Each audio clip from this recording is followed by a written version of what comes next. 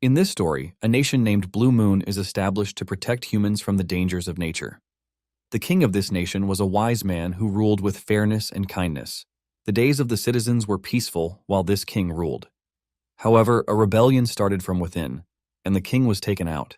War spread through the nation, and everything turned into hell and ashes. Many people lost their lives to the sword, and those who wielded weapons dismissed justice. Because of this, one man in a red mask killed the leader of the rebel forces and ended the war. The citizens named this hero Redman. As it turns out, the school principal reading this story explains that it's been 100 years since this happened. Excitedly, one of the students asks the principal why they're not in Blue Moon but in the slums since the war's over.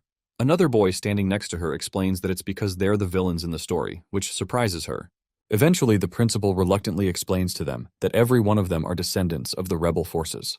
However, he counsels that they don't let this news make them blame themselves, since they're not at fault. When class is dismissed, some of the students decide to go help someone named Mr. Kim since it's lunchtime. Somewhere in a nearby forest, Mr. Kim gathers some fruits, and he's soon approached by the pupils and the principal. With much excitement, the girl from before explains that they're here to help him. He's also happy to see them, so he tells them to come closer. Later, they all have lunch, and one of the boys complains that they're eating beans again. The girl next to him gobbles her own portion and tells him to just eat it, but he refuses and tosses it away. When he does that, the girl in front of him refers to him as Hajin and tells him he can't eat what he wants.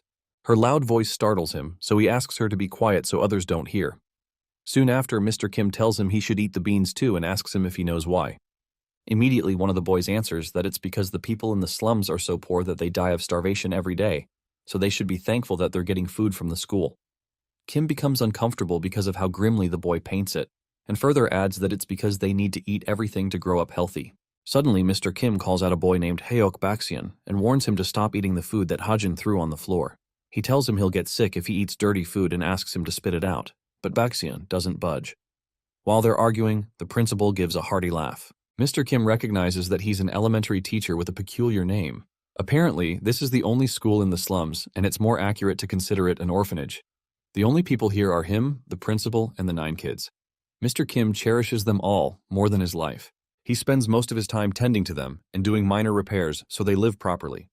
Sometime later, he goes to check on the kids and finds one of them wearing a mask and parading himself as the Red Man, the hero of justice. Nearby, one of the girls accuses the boy of being petty for always playing Redman and never letting her act the part. The boy insists that he has to do it since he's the fastest, so Mr. Kim takes his mask.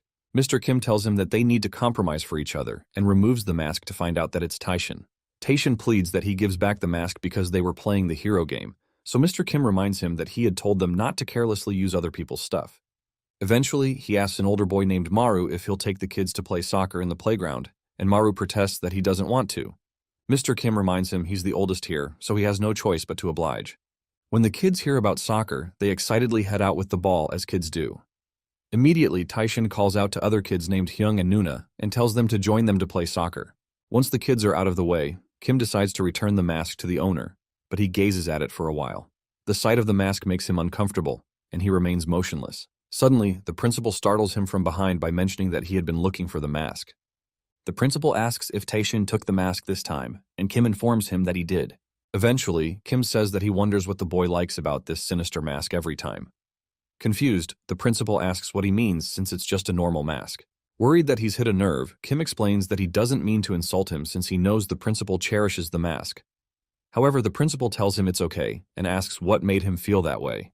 Kim admits that he's not sure but explains that touching the mask made his heart race faster and got his body hotter as if he's an angry person.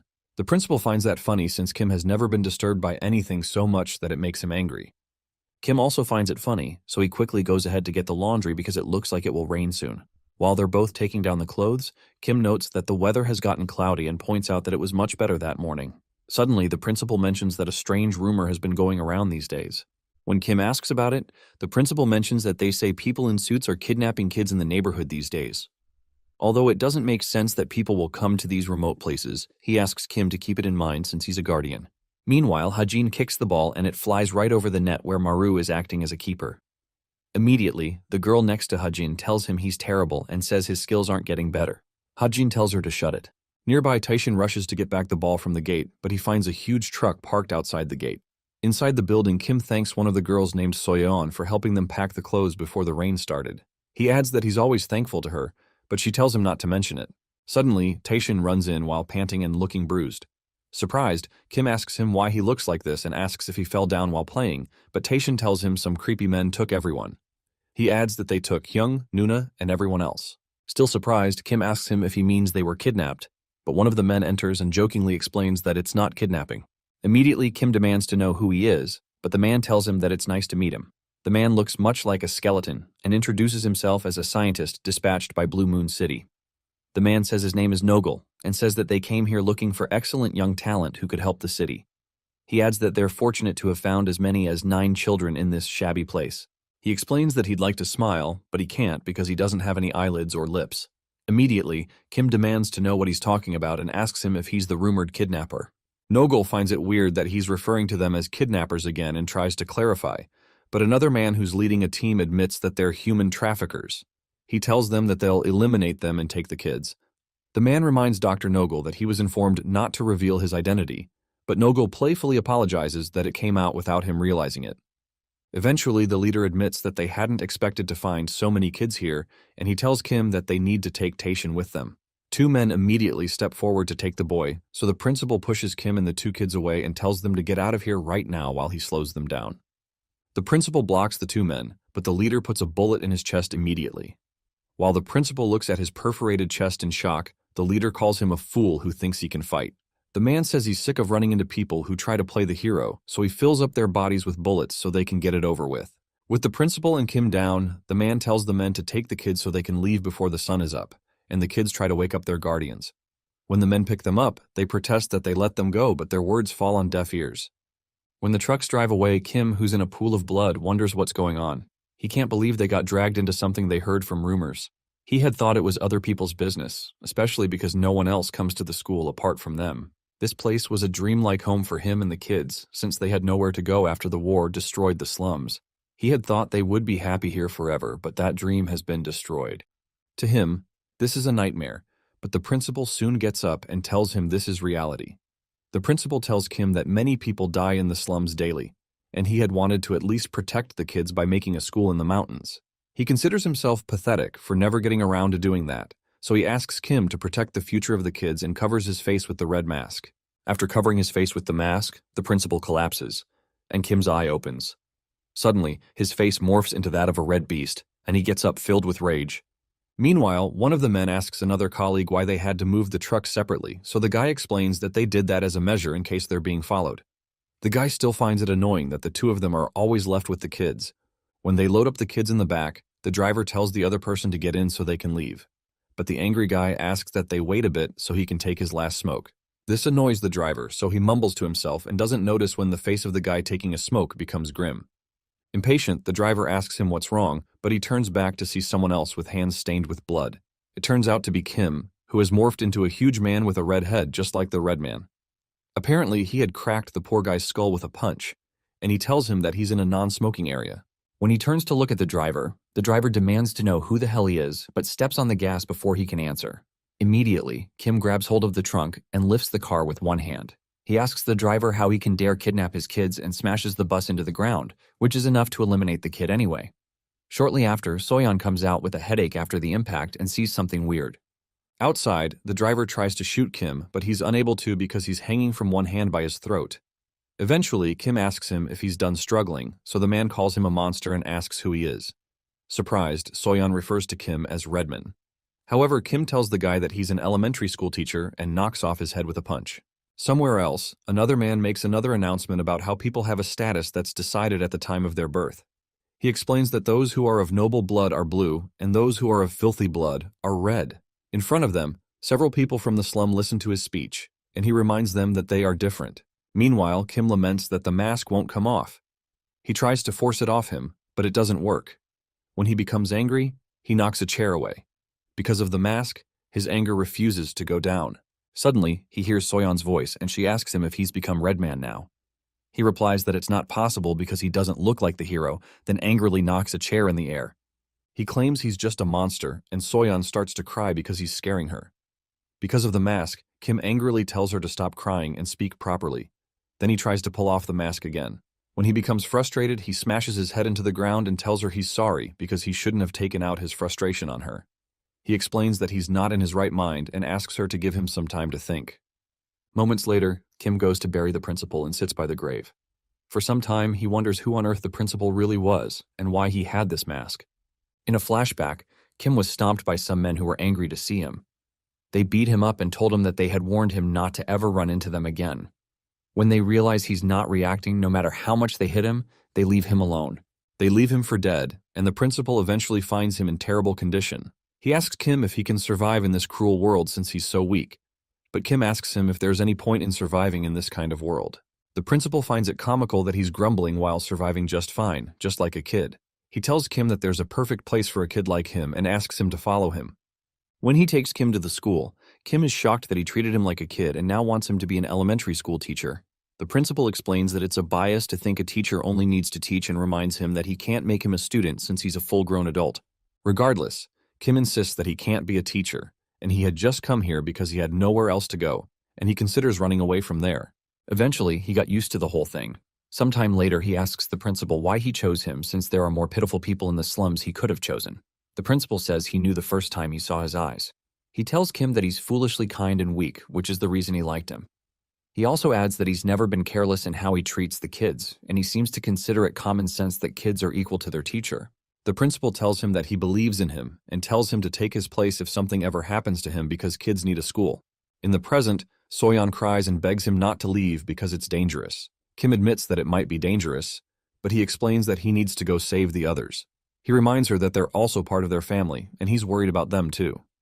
He tells her it might be hard, but he's certain she'll be able to stay here alone since she's always helped him. Eventually, she comes to terms with it and hugs him, then asks that he come back to her. He assures her that he'll come back. Shortly after, Kim heads out into the slums and shocks a poor man to his bones. He asks the man if a truck passed by the day before, but the man begs him and states that he doesn't know.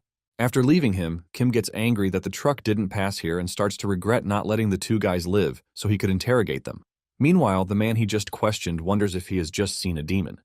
While thinking about where the trucks could have gone, he wonders if he should go to the red light district. Suddenly, he remembers that the scientist had said that he's from Blue Moon City and had said his name is Nogel. When Kim recalls that, he realizes that they're not a regular crime group and that the city is behind this kidnapping.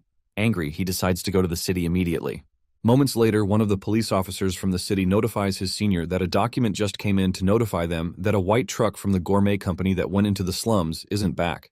The senior wonders why the company went to the slums, so the junior explains that they probably went to distribute free food. The senior calls him a fool and asks why they'd give free food to those useless people, and justifies that by saying that the slum people have stabbed them in the back. The senior considers his life crappy because he always has to clean up behind these guys. Moments later, they see Kim approaching and wonder who he is.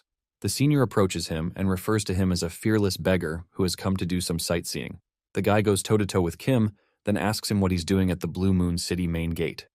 Kim tells him he's looking for a white truck, so the police officer asks him why he's looking for it. Immediately, Kim takes the paper out of the officer's hand and reads about the gourmet company. Annoyed, the officer tells him to give the paper back, so Kim slams the paper into his face and smashes his head into the ground. The other officers are shocked, so Kim asks them which one of them knows where the gourmet company is. He says he'll spare whoever speaks, but one of the officers immediately starts shooting. In a split second, Kim knocks him into the city wall and tells him to listen till the end while others are talking. While the other guy looks at his mate who's hanging out in the wall, Kim asks him if he's going to shoot too. The poor guy immediately agrees to guide him to the gourmet company. However, he explains that there's a huge wall between them and the gourmet company, so they can't reach it.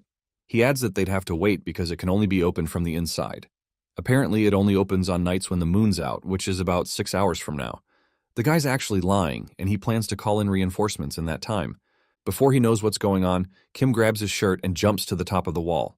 The man screams and starts to cry, so Kim tells him to shut up and help him spot the gourmet company from the top of the wall. For some background, we learn that around 100 years ago, those who were chased out after the rebellion failed lived poor lives. However, those who remained together had to fight for limited resources. There was no unity among them, and they scattered to walk their own ways. As time went by, different future generations divided into Slum Street, Fashion Street, Red Light Street, Graveyard Street, and so on. On the other hand, the heroes who protected the nation built safe walls and huge buildings over the ruins with large corporations. They were the ones who founded the Blue Moon City of Wealth and Honor. Kim wonders what's so honorable about it since everything is in ruins.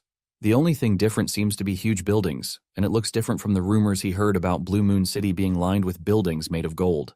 However, the police officer explains that the area close to the wall was removed from the development, but corporations like the Gourmet Company are built there, a bit far away from the proper buildings which are downtown. The police officer also secretly worries that they're far away from civilization and that there's no one who can rescue him. He hopes to be able to drag Kim in the direction of downtown, so he suggests that he go straight ahead and turn right. Out of nowhere, a lady standing nearby corrects him that that's not the correct way. The police officer is shocked, so the girl tells him that the Gourmet Company is left, not right. The police officer starts to sweat bullets, wondering who this girl is. This annoys Kim, so he asks the officer if he thinks he's a joke just because he had a chat with him. Immediately, the officer begs him to spare him because he made a mistake. Kim thanks the lady for the info and asks her who she is. She replies that her name is Panda and she's a high school teacher in Fashion Street. She guesses that he's probably from Slum Street judging from his dressing. Kim wonders what she's talking about. So she explains that Fashion Street is quite far from the slums. Apparently, it's a street managed by Finger Chain, a clothing business. When she asks about him, he introduces himself as an elementary school teacher in Slum Street, and she finds that awesome. She considers this a great encounter since they have the same job and destination, so she suggests that they head there together. Kim asks her to do whatever she wants, but the police officer can't believe another outsider has found their way in. He starts to imagine himself in prison with a life sentence because permitting outsiders to intrude is a felony for a gatekeeper. He's certain his life is over, but the lady asks Kim why he's taking the bald gatekeeper with him. Meanwhile, in the Gourmet Company, a teenage girl wakes up and wonders where she is. Nearby, there seem to be several wrapped bodies. She remembers that she and her sister were taken by some men in a white truck on her way back from school. She looks around but doesn't see her sister, and she can't look around the dark room because her hands are tied.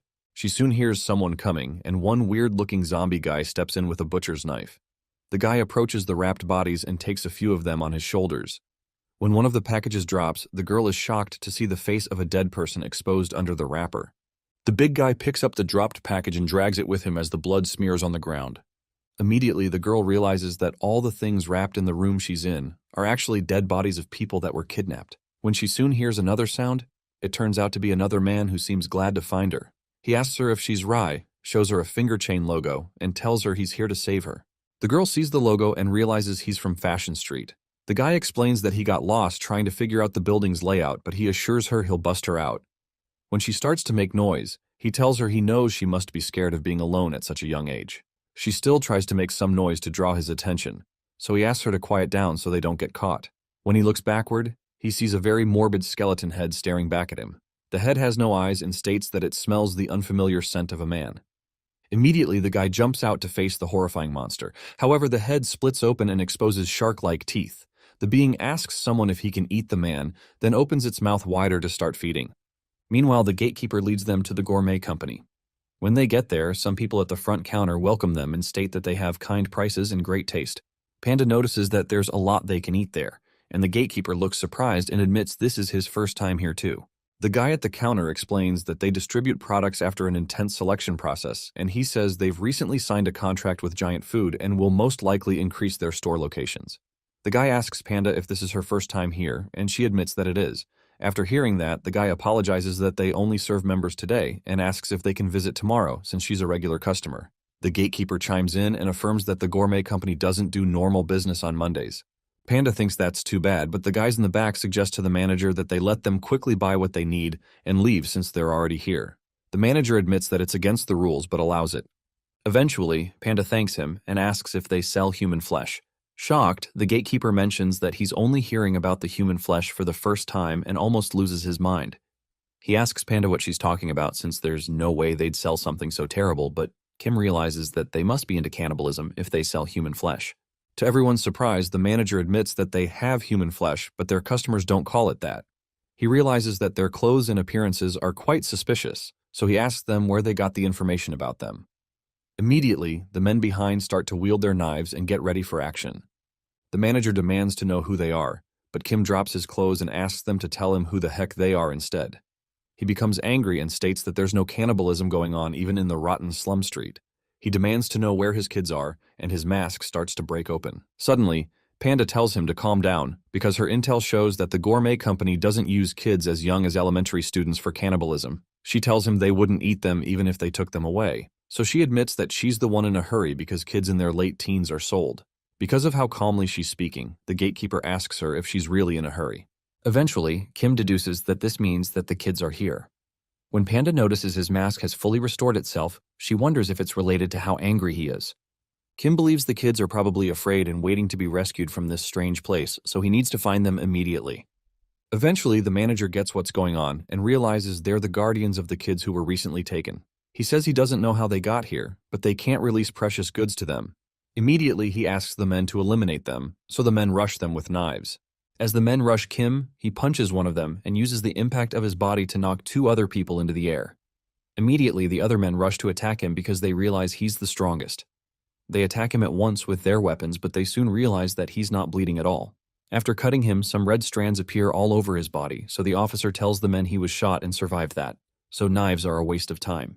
Immediately, Kim knocks them all away with one punch, and the gatekeeper wonders if Kim is immortal. He notices that he keeps recovering the more he's injured. Panda realizes that this must be why Kim came here alone, so the gatekeeper asks her what they should do. She says they have to help him, so they both rush forward to lend a hand. While they're running, the police officer wonders what on earth he's doing. He shouldn't be helping people who broke into the city, but he also can't help criminals who are selling human flesh either. For a moment, he remains motionless and wonders whose side he's on. Meanwhile, Panda runs into a big guy with a knife while she's running. The guy almost slashes her head off, but she dodges it. After dodging the attack, she kicks his head to the side and the guy gets a nosebleed. Angry, he calls her the B word, so she slams her briefcase into his head and reminds him to use proper language. Surprised, the police officer praises Panda for her great fighting skills. She admits that fighting is a necessary skill since the street is always dangerous. She tells herself that she's a teacher saving her students, which makes her super strong, so she asks all the men to come at her.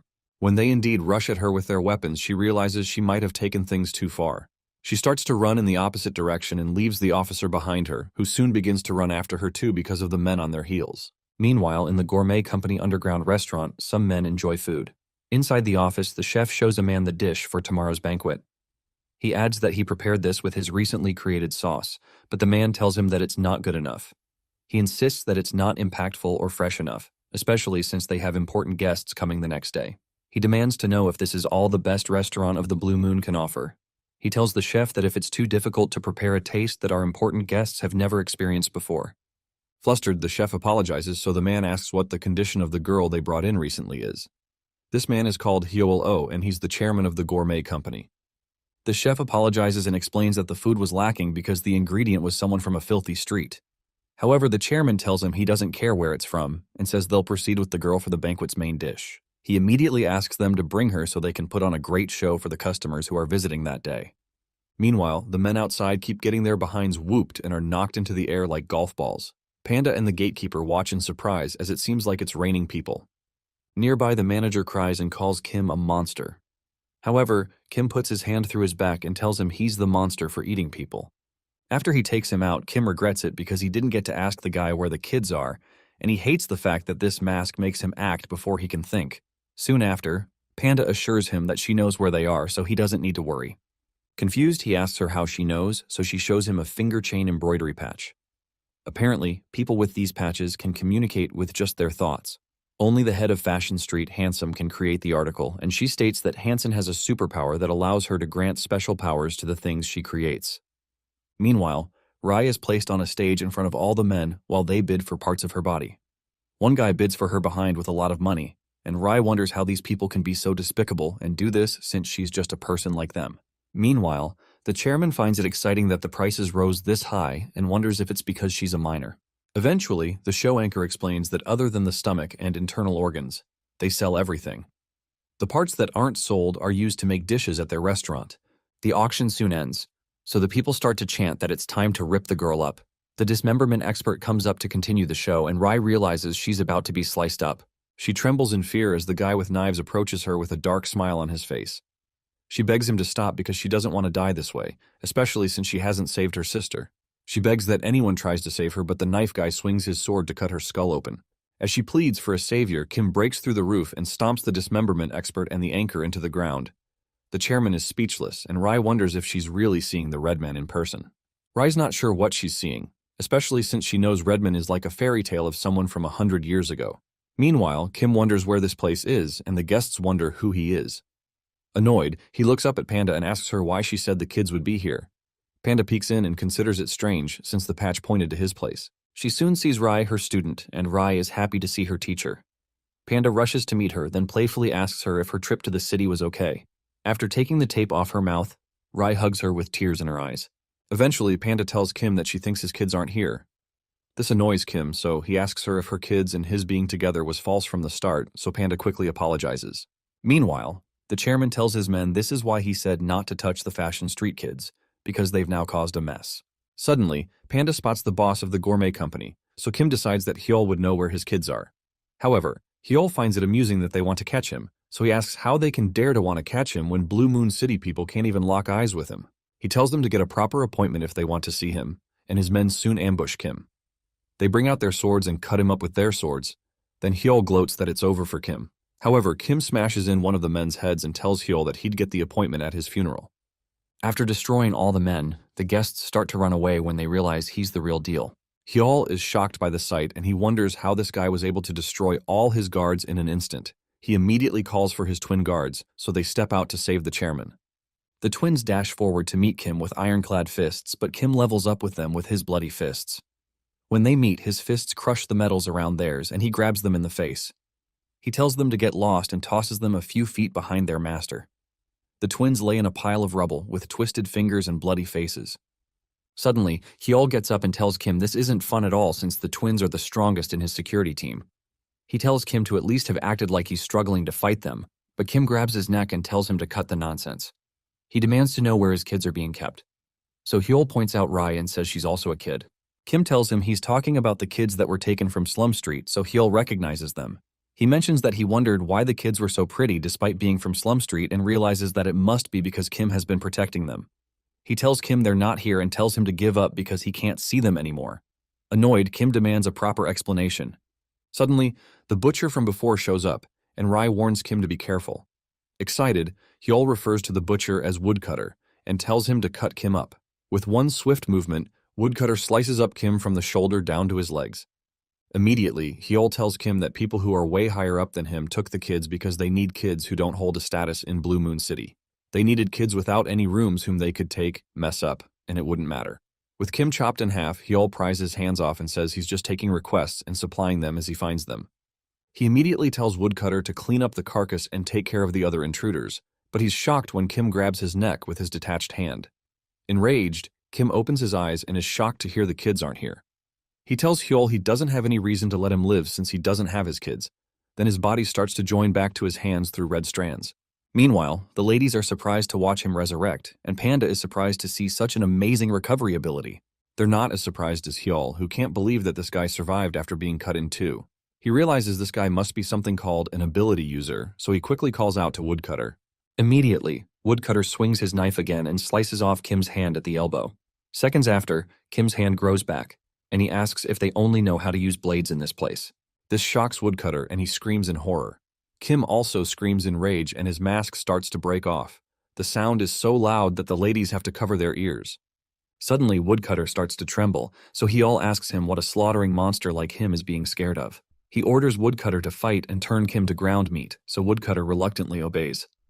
The huge monster rushes at Kim with a strong punch and knocks him back and leaves a huge fist imprint on his chest.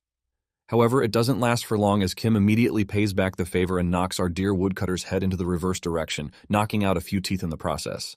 With a few more frantic punches, Kim tears out masses of flesh in Woodcutter's body and utterly destroys the monster. At this point, Hyol realizes he's in trouble, and this guy is different. In his time in this business, he's seen many monsters, but he's never seen something this terrible. Eventually, Kim approaches him and tells him the look of horror on his face is worth seeing. He asks him if he has any last words before he eliminates him, so Hyol tells him he's the chairman of Blue Moon City, and he'll become a first-degree criminal if he touches him, and will lose all intel on how to find the kids.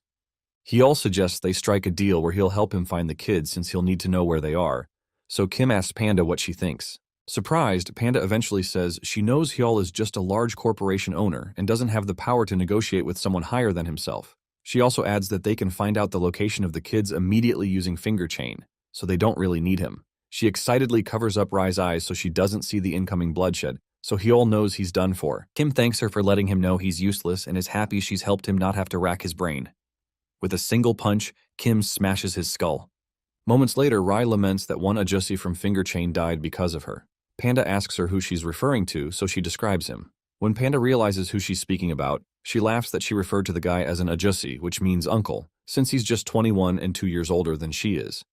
She tells Rai that he's alive and well, so Rai asks her what she's talking about. Apparently the guy's name is Herbie, and Panda explains that his mission was just to spy. His mission was just to find her, and he was to pass her the patch if chances of help were low and allow Panda to come in by following the patch. She explains that she and the other Finger Chain group members are trained to keep the Blue Moon City in check, so there's no way he'd get hurt so easily. She assures her that he's probably taking a break at the fashion street, so there's no need to be sad. Rai considers that strange, because she saw the disgusting monster eliminate him. When she thinks about it again, she realizes that the monster that attacked him is still there. Meanwhile, Kim runs into the same monster, or should we say the monster runs into him. The monster identifies his strange smell, but also realizes there's a familiar smell all over him. The monster immediately resolves to eat him, but Kim wonders how this human-faced bean sprout can talk like a human. After breaking the monster apart with his fists, the police officer from before falls out. Kim asks him why he was inside the creature's body, so the officer explains that he was investigating upstairs to look for a clue about the kids when the monster suddenly attacked him. He heroically explains that he hung in there as much as he could, but it was too hard for him to handle alone, and he got eaten. However, Kim sees through his pretense and asks if he just got hurt after taking his chance to escape during the previous commotion, and the officer admits he did. Suddenly, Panda shows up and is glad to see the both of them here. She refers to the officer by the name Tansei. When Kim asks where she was, she explains that they were in the chairman's office, and she adds that they've decided on their next destination, which is a place called Giant Foods. Kim asks if that's a huge corporation as well, but Tansei remains speechless. She explains that Gourmet Company and Giant Foods are both similar businesses, and their chairmen have a long-standing connection, so much so that they're sworn brothers. Apparently, the only reason Gourmet Foods could even be called a large corporation was because of Giant Foods' help. Panda also shows him pictures of some kids from the intel that both companies exchanged. From the paper, it's clear that Giant Foods took Rai's sister Ramo and one of Kim's students because their bloods were compatible for something. Kim recognizes the girl they took as Hyunjong, so Panda suggests they head there before the feedback she requested for the location of the other Finger Chain kids comes back. When Kim asks what direction they're going in, Panda admits she doesn't know, and they turn to the officer. Immediately, Tansei begs that they let him go because Giant Foods is really dangerous. He explains that Chairman Og was one of the people who stopped the revolt, and he's one of the Blue Bloods. He insists that he's on a different level and they'll get eliminated. When Kim wonders what a Blue Blood is, Panda explains that it's what the Blue Moon City's pillars are called. They're a handful of tycoons, so Kim asks what's the big deal about that. However, the officer says Kim can say that, but they're asking him to put his life in jeopardy. When Kim grabs him and asks if he'd rather pass away by his hands, Tansei offers to show them the fastest way. Shortly after, Panda tells Rai that she needs to return home now and offers to follow her on the way outside. When Panda holds her hands, Rai feels the warmth in her hands, and she becomes calmer. She suddenly starts to feel fatigued and decides to leave this horrible place to get back home, especially since she misses her house and school. Suddenly, her stomach turns again when she remembers that Ramo is still caught in all this. She remembers all the gruesome sights of dead bodies she's seen, and an image of her dead sister flashes across her mind. Immediately, she becomes alert and asks the others to take her with them. Kim wonders if she's referring to Giant Foods and asks why they'd take a kid there, but Rai insists that she has to go. Kim doesn't agree, so Rai tells her that her little sister is in the city. However, Kim tells her to entrust her sister's life to Panda. When Rai insists that she will go, Kim says she isn't. It soon turns into an argument, and the others just look at the two of them alternating between no's and going. When she gets exasperated, Rai tries to get permission from Panda, and Panda says she can. Annoyed, Kim asks her what she means by that, and he's so angry his entire mask breaks off. The mask even gets into her mouth, but Kim asks her if she's out of her mind and why she'd bring a kid with them. When Panda tastes the piece of the mask that got into her mouth, she notices that it tastes like blood. Kim accuses her of being a mad dog, so Panda explains that Rai is almost an adult and she's very articulate, so she'll be of help. She adds that Rai has a special talent, and many people thought of taking Rai with them when they were considering Ramo's rescue. Panda adds that she wants to protect her family herself, so Kim turns around and tells her to do whatever she wants, but not to resent him for not trying to stop her more. Rai thanks Panda, so Panda tells her she also wants to stop her too, but she's allowing her because she has special powers. She tells Rai that she won't ask her to fight, but she reminds her that she needs to at least protect herself. She asks her if she'll be okay, and Rai assures her that she will. Meanwhile, at Giant Foods, a worker in the company informs Chairman Og, who's tearing into raw animal meat and blood, that it's time to leave for the gourmet company. Og agrees, so they don't keep his little brother Hyol waiting. Shortly after, Kim and the others enter an establishment named Zipper. When they ask what it is, the officer explains that it's a high-end store, and there are only a few places like it downtown, but this one is on the outskirts. When they get to the counter, they're welcomed by two people, but Kim wonders if the place they were to visit was a mere clothing store. Panda corrects that this isn't a mere clothing store and brings out her finger chain patch. The counter attendant recognizes the patch, so Panda explains that this place is a hideout that Fashion Street put in the city. The man asks Panda what her business here is, so she tells him they're here for preparations before a mission. The man acknowledges that, and the woman by his side proceeds to open up a huge zipper that exposes a passageway, which shocks Tansai and Rai. Meanwhile, Handsome, the boss of Fashion Street, looks around while on the roof. She's the one who turned the wasteland into Fashion Street on her own, and she's always remained cautious of Blue Moon City. She's cautious of the city because she knows about their corruption. Just in case Blue Moon City were to invade them, she decided to create the group Finger Chain, a loyal group of people who joined them so they could protect themselves from Blue Moon. These people merged into the normal world and became Handsome's eyes, ears, and hands. Meanwhile, Rai is surprised that Zipper is part of the Finger Chain group, especially since it's operating in Blue Moon City. Moments later, they're given a place to stay, and Rai decides to take a nap. When the man learns that they need the location of the kidnapped slum kids, he comments that this work has a lot of risks attached. However, he decides to give it his all since it's Panda who's asking. When Kim thanks Panda, she jokes that he knows how to properly thank someone, so he demands to know what kind of person she thinks he is. She comments that it's because she's never seen him not angry, so he blames it on the punks that kidnapped his kids. He slams the table so strongly that it wakes Rai up, so he apologizes to her. Eventually, the man in charge of Zipper comments that Kim's act of eliminating the gourmet company on his own moved them greatly, and they now consider him their ally. He adds that the hideout they have in the city to escape surveillance may be small, but they have a force of skilled people who can provide great results. Soon after, Panda wonders how the four of them will be able to get all the way to Giant Foods, especially since the surveillance cameras can catch them and send the cops if they go on foot. Kim asks the man if he can't join them in the fight, but the man apologizes that their first mission is to become shadows in the city, and they won't be able to reveal themselves easily. Also, because this could lead to war between the city and the streets, he advises them to avoid clashing with the police. He adds that even bringing the police officer with them isn't satisfactory. Tansai starts to panic, hoping they won't get rid of him. After quickly looking around, he spots some pipes and frantically suggests that they enter through a subsidiary company of Giant Foods. When Panda asks him to elaborate, he mentions the company called Bingo Delivery, which specializes in delivering frozen goods. Apparently, they installed pipes all over the city to avoid goods from melting while driving. Tansai explains that he doesn't know if the pipes lead all the way to the Giant Foods headquarters, but he's sure that going through the pipes will reduce the area they'd have to cover. After some silence, everyone admits that it's a good idea, and Tansai is relieved that they think so. He mentions that he's been told he's witty, but Rai wonders if he's really on their team. Later, Tansai shows them a map of the location of the closest Bingo Delivery branch, which is 10 minutes from where they are. But since they're on the outskirts, they don't need to hide from cameras while they head there. Kim immediately decides to go there, but the man in charge of Zipper tells him to take some clothes and wear them on his way. Even though they're going underground, he points out that going around the city with his upper body exposed will be problematic. Kim is intrigued by this, but the man tells him he has clothes that will fit him perfectly. Meanwhile, Chairman Og's coach is pulled by a couple of rhinos while he's followed by a security detail. Shortly after, his assistant jumps down from the coach and lays down a red carpet for his boss, while the other security men stand by. The assistant explains that they've reached their destination, so Og steps out and points out that he can smell blood from out there.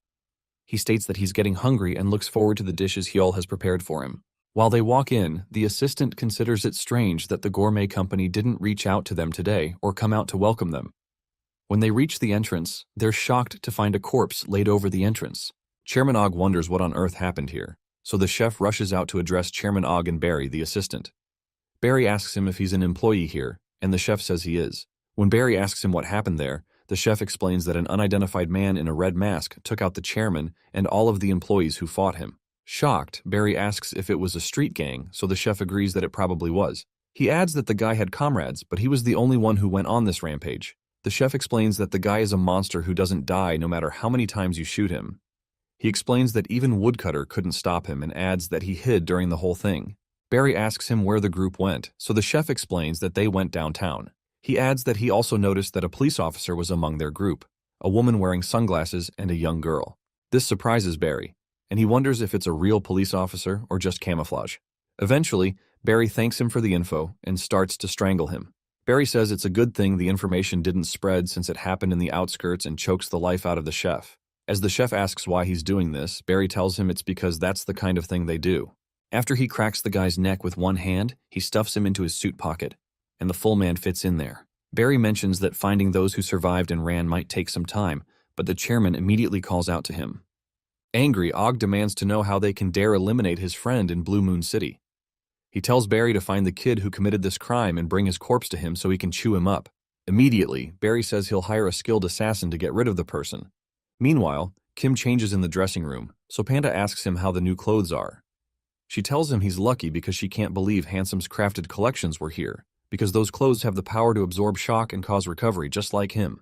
When Kim comes out, he confesses that it feels good to wear it, but Panda corrects that the clothes are more than good. Apparently, they're rare clothes that can't be bought with money, and Panda adds that she customized this one for him too. She says they're doing this to increase their chances of their plan succeeding, and the man in charge of the store says they're letting him borrow it.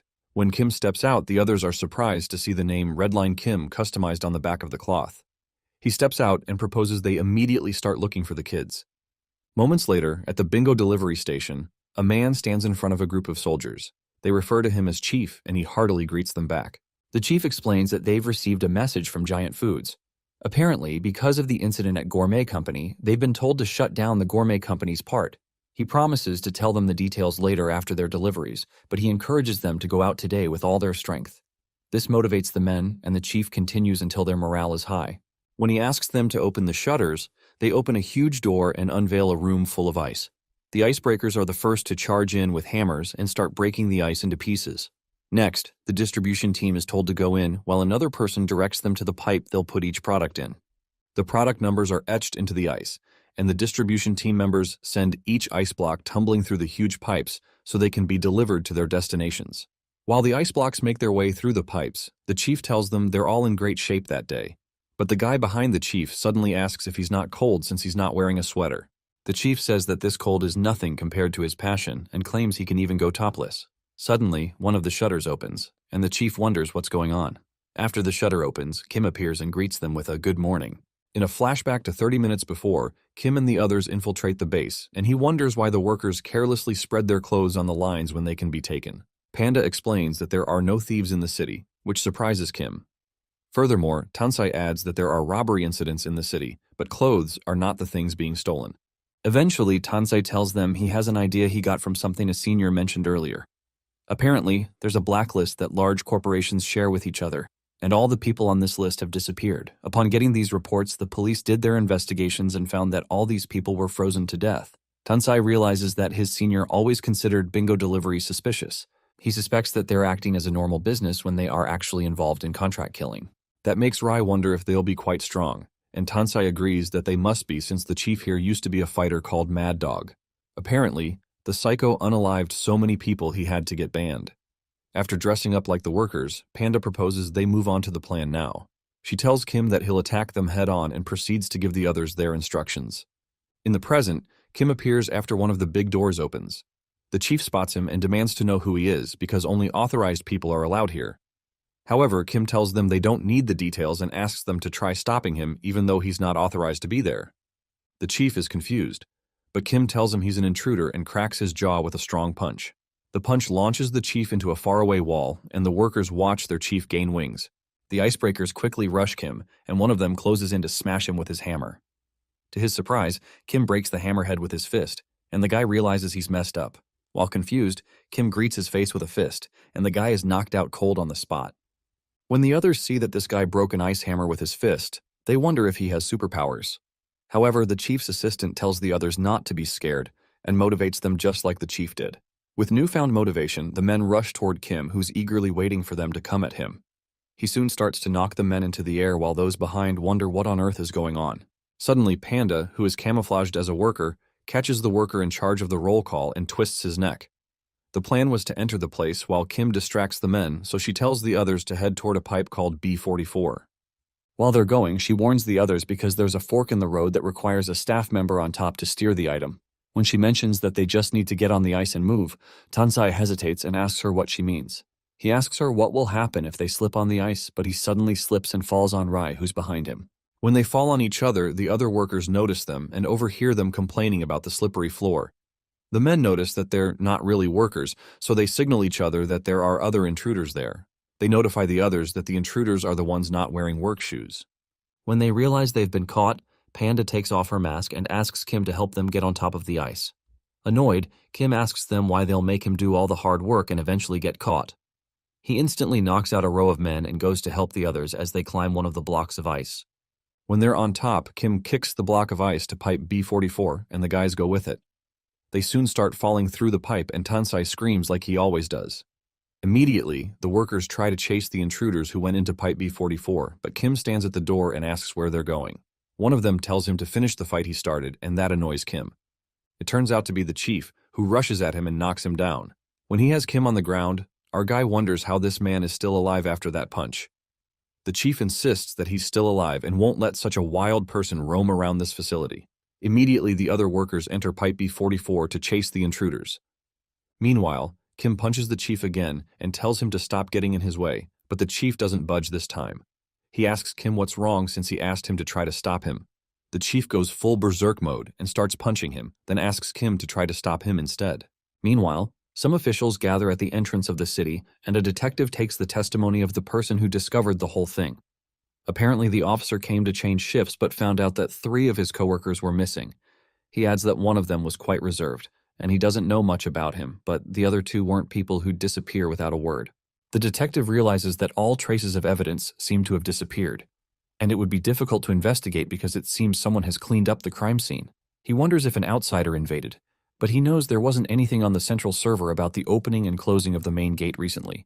However, he knows that the opponent can also be someone with superpowers.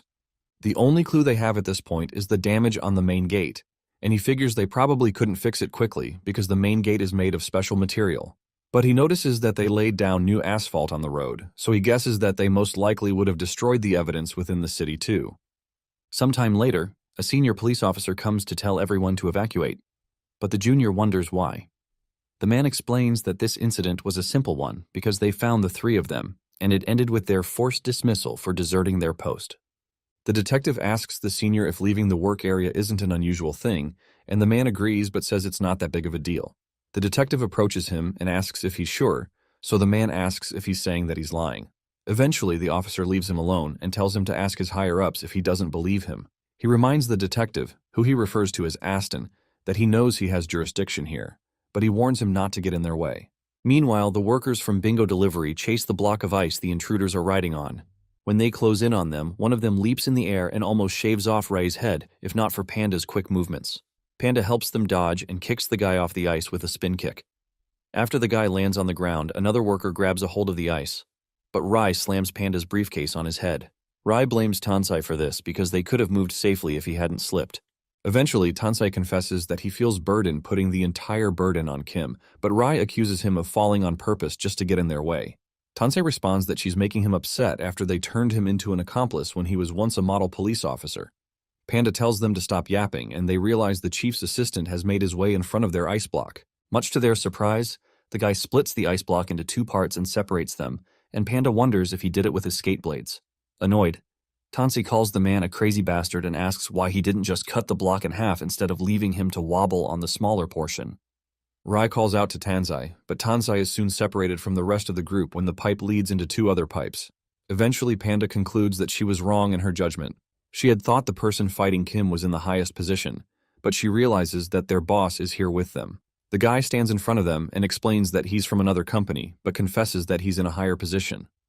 Apparently, he's the Ice Chamber Dispatch Director, Chamin. Chamin demands to know how they can dare mess with Bingo Delivery, which is an associate of their Ice Chamber company. He asks to know what lunatics hired them, but Panda dashes at him and states that she's a teacher and not a mercenary. Chamin considers her a joker, and they both slam their legs against each other in some sort of taekwondo move. While they're fighting, Chamin realizes that Panda isn't a small fry even though she ran away from the fight. He realizes that Panda resembles someone he knows. Meanwhile, Rai notices a quake in the upper part of the pipe and the roof comes crashing down on the other workers. This distracts the director, so he realizes the workers he came with have become an obstacle. He jokingly asks Panda, who's trying to attack him, to take it easy. After dodging several of her attacks, he does a frontal kick with the skate blades, and Panda is almost impaled, but she quickly dodges it. Immediately, she throws her back into the air toward the director and kicks him in the face, shattering his glasses. Meanwhile, Tansai is relieved that he's not being chased, and he wonders why Rai would say he fell on purpose. He wonders what she takes him for and realizes that Rai is pretty clever. He actually did fall on purpose, and he smiles as he wonders why they think he'd help someone from the street. He's glad the pipe branched out into a different place, so he plans to get out and request backup so he can turn everything around. Inside the bingo delivery site, Kim smashes a huge block of ice that the chief throws at him. Immediately, the chief jumps toward him, lifting another block of ice and smashing it on him, referring to him as the best. The impact knocks Kim into a wall behind him, so the chief tells him that the guys from the city make fighting boring by adding their complicated techniques. He adds that a fight between men is always one where both sides hit and take hits. When he approaches Kim, Kim tells him he doesn't care about his philosophy and charges at him. He rams into the man, but the chief tells Kim he likes that he doesn't care too, and that they can become great friends. Using the weight of his attack, the chief pulls Kim backward and smashes his head into the floor. At this point, our guy realizes he might have chosen the wrong words, but he grabs the chief's legs and tells him he's not interested in him. He swings the man into the air and smashes him on the ground with a force so strong that he bounces back into the air. While he's still in the air, Kim punches him in the chest, and the man pours out blood from his mouth. The punch is so strong that the chief is thrown several feet away into the opposite wall, so Kim clarifies that all he cares about are his kids. Shortly after, he makes his way to the B-44 pipe, but the chief soon gets up. After hearing him talk about children, the chief tells him he finds it unexpected that he's married. However, he tells Kim that it's time for them to have a fight since they're all warmed up. Surprised, Kim wonders how this guy hasn't died like other people, so he asks him if he has any superpowers. The chief admits that he does and tears apart his clothes, explaining that he has a superpower that allows him to transform his muscles called damage boost. Kim calls him a cockroach, but the chief playfully considers it a compliment and charges at him. He lands a punch on Kim's face, so Kim returns the favor with a hit to his chin. They both continue their fast-paced, fiery exchange of punches, and the chief confesses that this is very fun. At one point, they both take a lot of damage, and their punches suddenly smash into each other. The force is so strong that both men are pushed backward. Eventually, the chief laughs and asks Kim if he's going to admit that he can't win against him. The chief insists that his superpower is an unbelievable monstrous ability because he can change the shock he receives into muscles. He explains that in a fight against superpowers, the important factor is whether or not his ability has the upper hand over the other person's. He tells Kim his power is certainly under because his attacks will only make him stronger. He asks Kim what he'll do now. Shortly after, the chief lands a punch in Kim's face and knocks him into the air with a punch. The punch creates a huge imprint in his chest and knocks him into a wall. Immediately after, the chief tries to attack him again, but our boy dodges the attack. Suddenly, the chief asks him what's wrong with him because he's been taking hits for a while now, and it seems like he's lost his will to fight. However, Kim realizes that he's truly at a disadvantage, and he can't keep carelessly attacking a guy who will just become stronger. When the chief attacks him again, Kim jumps at him and grabs him in a bear hug. This surprises the chief, and Kim holds him down instead of hitting him. He realizes that Kim is using grappling to counter his skills, but he tells our boy that he's just being clumsy. He turns Kim around and pins him to the ground with one swift move, then points out that it's clear he didn't learn martial arts professionally. The chief explains that his plan wasn't a bad idea, but his skills are lacking. He immediately rips Kim's hands out and starts to laugh maniacally. However, the hand he rips off punches him in the face, much to the chief's shock. Kim soon gets joined back to his hands, and he tells the chief he caught him where he wants him. When he pins the chief down, the man playfully accuses him of being worse than him after calling him a cockroach. Kim smashes him into the ground and ensures he eats off the stones in the ground. As he drags the chief around, the man tells him this won't change a thing because his desperate counterattacks will only help him win. Eventually, Kim throws him into a wall and causes great destruction. Smoke covers the place up, but the chief soon appears again with much excitement because things are finally heating up. However, Kim tells him that things are going to become cooler instead, and it's clear that Kim has thrown him into the freezing compartment. When the chief reads the sign, he realizes that Kim caught him just so he can drag him in here. Before he can respond, our guy turns the cold to the max level and tells the chief that he heard they've been eliminating people with his method. This time, he decides to give him a taste of his own medicine. As the door closes, the chief tries to rush out of the freezer and calls him a bastard. Before the door closes, the chief tries to pry the door open with his hands and he warns Kim not to run away from their fight like this. His face is soon reconfigured when Kim lodges a punch there, and our guy asks him why he thinks he's running away. The chief is knocked way back into the freezer, so Kim tells him he's lost the fight. The chief screams in horror, but the doors soon close and our guy is left alone.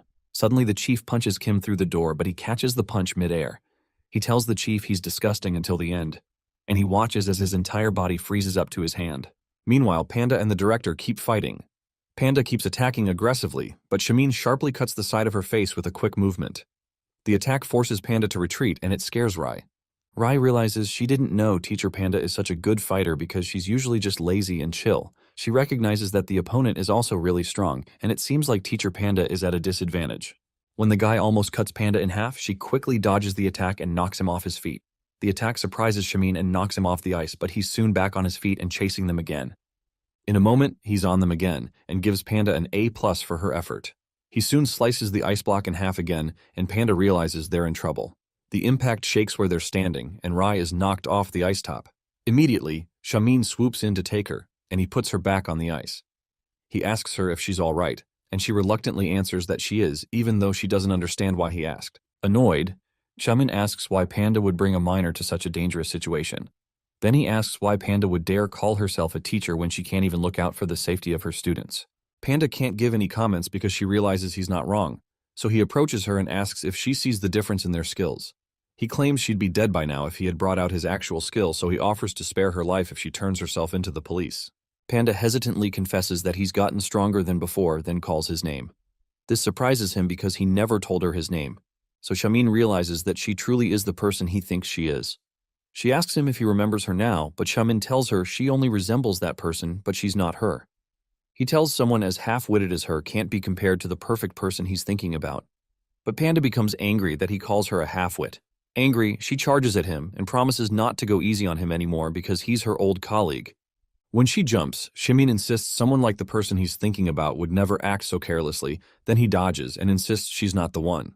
Eventually, Panda decides to break out her special ability called matter solidification to change his mind. Her power flows through the ice, and it suddenly turns into water and starts to sink him. When he's drawn in, the water turns into jelly and holds him in, so he wonders if this is really the matter solidification skill. When the water becomes solid again, he confirms that it really is. Her ability is the ability to freely change the state of matter of objects. Eventually, she takes off his glasses and asks if he believes her now, so Shamin admits that people change. He tells her she's changed a lot, but Panda kicks him in the face because he's now talking nicely. She reminds him he just called her a half-wit and asks if he's supposed to say that to a colleague he hasn't seen for so long. While she continues stomping his face, Rai stops her and asks what she means by the fact that they were both colleagues. Panda asks Rai if she forgot to tell her and mentions that she's from the Blue Moon City.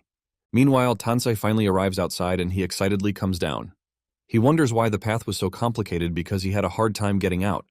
However, he believes he's still in luck because he plans to get out of there and report them. Suddenly, Panda calls out to him and asks him what took him so long to get there. Shocked, Tansei sees the whole gang and wonders what on earth happened. He tries to ask how they got here, but Panda only tells him they were worried about him. Suddenly, Kim asks Tansei what he was saying is good when he dropped out of the pipe, so Tansei says that it's good to see them all safe and sound. In a flashback, Hyunjong calls out to Teacher Kim, and he remembers how she's always smiling.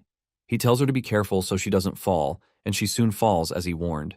Excited, she tells him she fell, but Kim rushes to get some bandages when he sees she sustained a nosebleed. Later, he treats the wounds on her knee, and she laughs because it stings. He assures her that it'll soon get better, but he's glad it's not Soyeon because she'll be crying. After treating, Kim reminds her to be careful so as not to get hurt next time, and she agrees. To protect Hyunjong, who doesn't cry even in pain, Kim knows a secret that only he and the principal know. In the present, Kim hears Panda's voice and opens his eyes. She asks him if he's sleeping, so he tells her he was just thinking. She informs him that Shamin has woken up and asks him to follow her. Eventually, Shamin refuses to cooperate with her, but Panda tells him that she's not asking for anything special.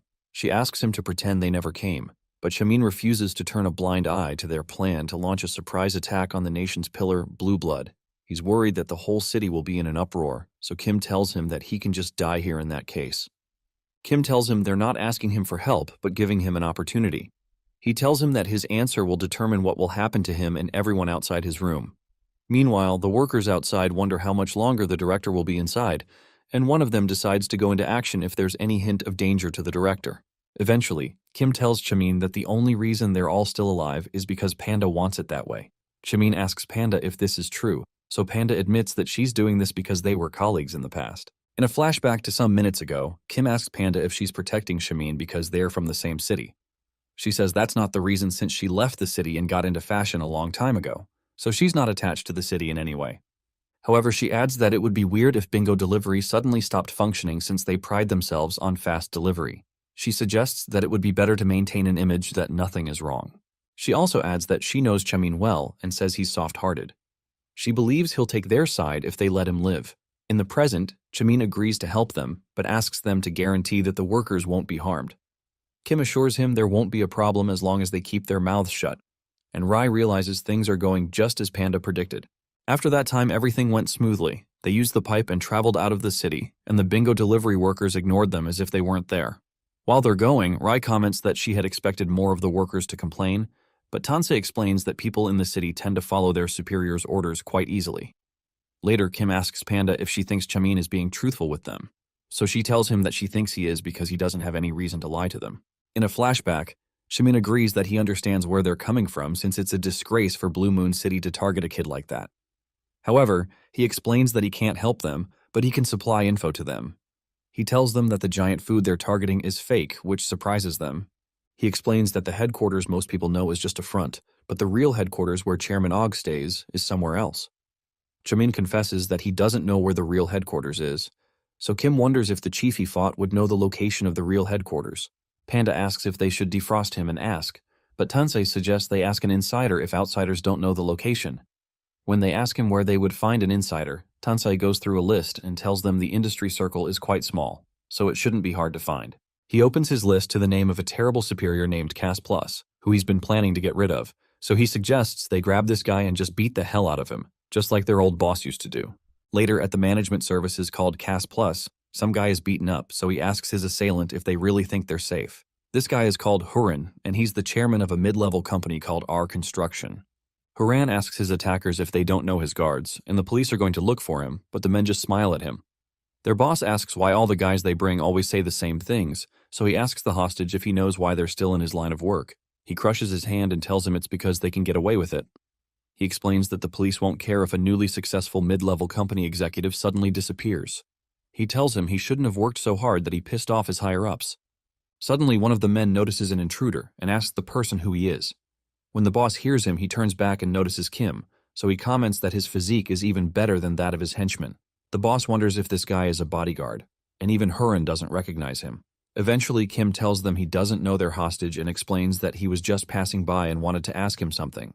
The boss tells him he can ask the question when they've dropped him beside him, and he tells him he can't let him go because he's seen what they're doing. The boss tells his men to bring the big guy over there, so they prepare their knives to attack. The boss brings out a knife to give Hurin a makeover, but the boss soon sees someone get thrown out of the glass wall. He thinks Kim was the one thrown out, so he confronts his men for doing that, but he soon realizes he's mistaken.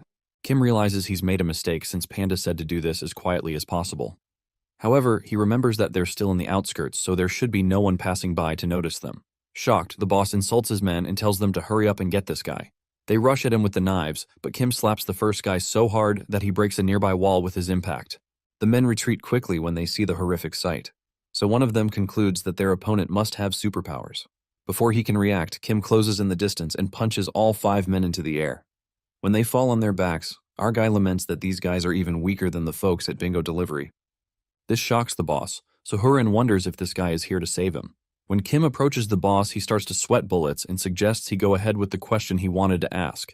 However, Kim slaps him across the face first and knocks him down, then tells him to get up because he hit him gently.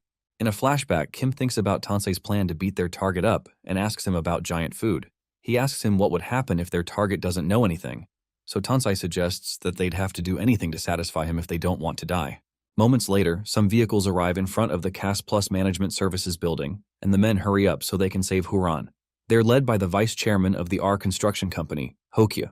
One of the men asks him what will happen if they're too late, but Hoka tells him not to talk stupidly because his Huron isn't someone who will give up so easily. They rush in, and Hoka loudly calls out to Huron so he'll know they're there. When Huron hears the voice of his younger brother Hoka, he calls out to him, so Hokya comes to check on him. Hoka finds him injured, but his injuries have been covered up with bandages. It annoys Hoka that these gangsters dared to touch his face, and he promises that he won't let them go. Suddenly, the boss shows up to welcome them with a pretty disfigured face. Confused, Hoka asks what's wrong with his face. So Hurin introduces him to Kim, the guy who saved his life. Behind him, the boss and the others raise up their hands as punishment. Immediately, Hoka joins his brother to thank Kim for saving his life. Hurin also promises to find a way to repay him for helping him out. However, Kim just tells them to be quiet because he's busy. The men who he has now taken hostage begin to make several calls to get other people to help them do investigations about the location of giant foods, no matter how much it costs. When Kim returns to ask the boss if he got any info, the poor guy says they've not gotten anything yet. So Kim grabs his face and says his answer isn't satisfactory. The boss apologizes, but Kim tells him to speed things up if he wants to live. Eventually, Hoka asks his brother what Kim is up to, so Hurin explains that Kim is looking for the hidden headquarters of giant food. Confused, Hokia asks if that means the popularly known headquarters is fake, so Hurin admits that it's common among companies. Moments later, Hokia interrupts Kim and apologizes. He asks him if he's really looking for the giant food headquarters, and when Kim says he is, Hoka points out that these gangsters aren't likely to know the place.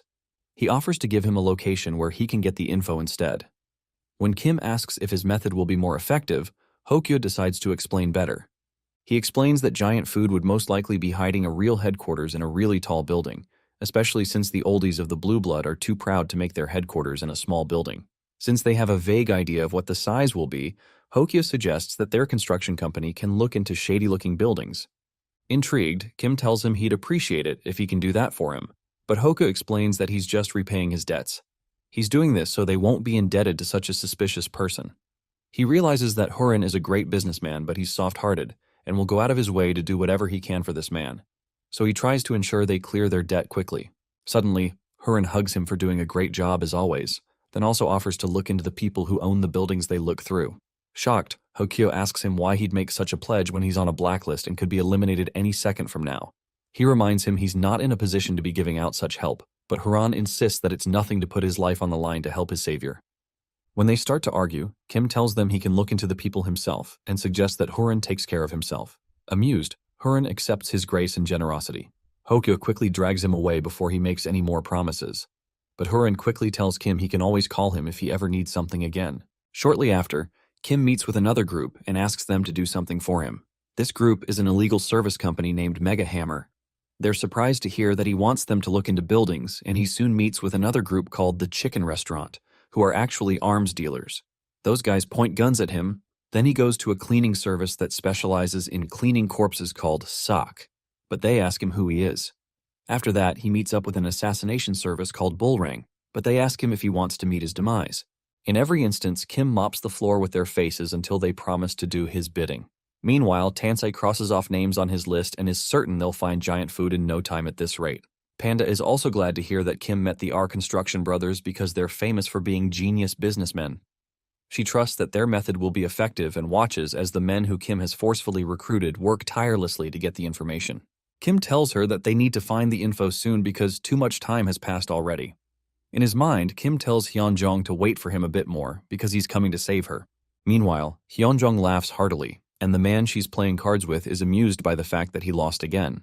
When Hyunjong celebrates the fact that Ramo won again, the man asks Ramo if she's certain she's never played cards before, and Ramo admits that this is her first time. The man reminds her that she won't grow up to be a proper adult if she lies, but she insists that she's telling the truth. Eventually, he suggests they play one last round.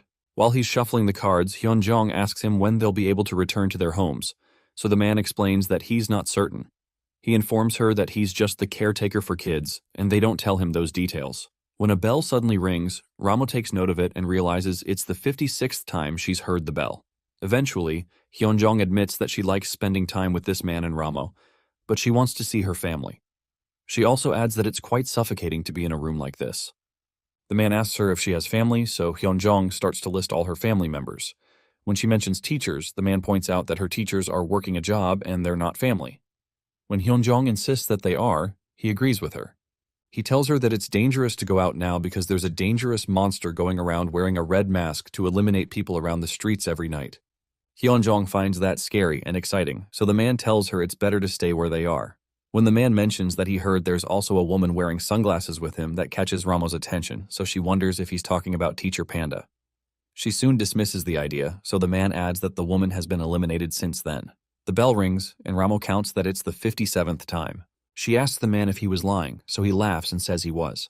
However, because of how surprised she sounded, the man asks Ramo if this person is someone she knows. Surprised, Ramo begins to stutter, so the man tells her it's okay. He asks her if she wants to hear something funny and confesses to her that he's from the streets too.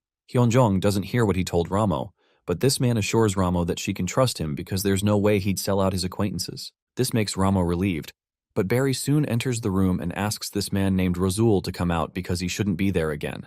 Razul laments because it's time for him to go, so he tells the kids that they'll play some other time. Shortly after, Razul and Barry enter the passageway. Barry asks Razul if he's not getting close to the kids since he's been visiting them for a while, but Razul assures him that he's just bored. Barry reminds him that these kids are ingredients and he can't get attached to them. Suddenly, Razul asks Barry to pay him $100 if he wants to know something. Confused, Barry protests because he doesn't even know what kind of information he's paying for, so Razul tells him he'll never know in that case. When Barry hands over the money, Razul tells him the guy who attacked the gourmet company is the same person who's looking for the kids. Barry finds that interesting but reminds him that the man wearing the red mask didn't seem to recognize the kids, so Razul mentions that he could have hired a mercenary and brings up the news of a red-masked serial killer that came up a few years ago. Because of that, Barry decides that they have to be prepared, so he offers Razul a lot more money to capture and bring those guys to him. He tells him there'll be more rewards if he's successful. When Razul asks for their location, Barry tells him he doesn't know, so Razul replies that there's no way to get them if he doesn't know where they are. When Barry insists that he's paid him for that information, Razul decides to figure things out by himself. Before they part ways, Barry hopes he won't fail him, especially since he's the best killer he knows. Razul explains that he only receives monetary compliments, but he soon heads out to go hunting for his target. Sometime later, Kim angrily knocks open a door and tells Panda she was wrong again. She had told him this was the giant food headquarters, but he's angry to find out that it was just a small fry criminal's hideout. Panda asks him to calm down because they just fell for fake hints that Giant Foods has spread out. Rai wonders if Giant Foods knows they're coming, but Tansei says he doesn't think so because they would have tried to use the police to stop their investigation if that was the case. Kim decides he should have just gotten Zipper to look into information about Hyunjong, but Panda tells him Zipper's information is restricted, and it would probably be out of his reach to look for the kids. She proposes they leave the place before they get caught, so they leave. Meanwhile, Razul watches them from the top of a building. Somewhere else, Chairman Og tears through a full pig that was placed on his table, along with so much other meat. After that, he drinks a cup of something that looks like blood. Suddenly, Barry appears and greets him, then asks him how his condition is today. Chairman Og tells him it's good and informs him that the doctor says his body is stabilizing. Because of that, Barry suggests that they move forward with the blood ritual that week, then asks if he's decided on which child to use for the ritual. When Og hesitates, Barry reminds him he should only choose one child because 2 kids would be too hard on his body. He also informs him that the guys who took out Hyol are searching for the kid named Ramo, and then he suggests they take her as a hostage in the worst-case scenario. Eventually, Og chooses one of the kids. Meanwhile, the group keeps following the leads they've gotten, and Tansei mentions that there are only 2 places left that might be the headquarters based on their investigation. One of them is a company called EveryPad that manufactures displays, and another is a big company that produces mineral water called Mineral Mountain. He believes one of the 2 is a cover-up company that should be Giant Foods HQ. Kim mentions that Mineral Mountain sounds suspicious, especially since they have such a large building from just selling water. He wonders why they're selling water in the first place, so he's told that the rebel forces contaminated all the water around Blue Moon during the war. From that time, all citizens had to buy water to drink, and Mineral Mountain succeeded and made it big since they jumped into the business first. Tansei admits that he doesn't know why the guys at R Construction put this huge company on the list. However, he informs them that Mineral Mountain and EveryPad are located in the same place. Because of that, staying too long in one place is certain to make those in the other place notice they're there. Rai becomes distressed when she realizes they only have one chance. Suddenly, they hear someone's voice telling them not to think too deeply because they're both the headquarters for Giant Food. It turns out to be Rozul, who explains that Chairman Og likes rhinos, so he purposely built the 2 buildings together in the form of a rhino. He jokes that it doesn't resemble a rhino at all, so Kim asks him who he is. Amused, Razul tells them his name and adds that most people call him Purple. Kim looks confused, but Tansei is shocked when he sees the purple necklace around Razul's neck. Panda is equally shocked, so she tells Kim that they need to get out of here immediately. However, Kim asks Razul if he knows something about the Giant Food headquarters, but Razul just jumps down to meet them and admits that he does because he's the assassin Chairman Og sent to eliminate them. Razul immediately brings out a card, which surprises Kim, but our guy quickly jumps to punch the smug look off his face. Suddenly, Kim notices his upper body has been separated from his lower half, and it seems Razul had sliced him with the card. Razul counts that he's taken one down, but Panda shows up behind him to attack. She kicks him in the back of the head, but he doesn't budge. He tells her he senses her movements and asks if she's also an assassin. It turns out that he cushioned her hit with a card behind his back, and he tells her that she's slower than his hands. The card hidden behind his neck springs and blasts Panda away with such violent force that her body shatters a nearby wall. Meanwhile, Tansai freezes nearby, and he can't believe he's seeing the Great Purple in real life. Even though the people of Blue Moon City hated the people from the streets, the city has decided that some of them are a necessary force. These people are bound by the condition of always wearing a purple collar so they can be granted citizenship. There's a rumor that among the purple people, those who are chosen for their battle skills are employed as diplomatic mercenaries. Suddenly, Razul calls out to Tansai and tells him he's cosplaying as a police officer. Tansai almost screams out when he realizes he's been found out, but Razul throws some cards at him and tells him to come out.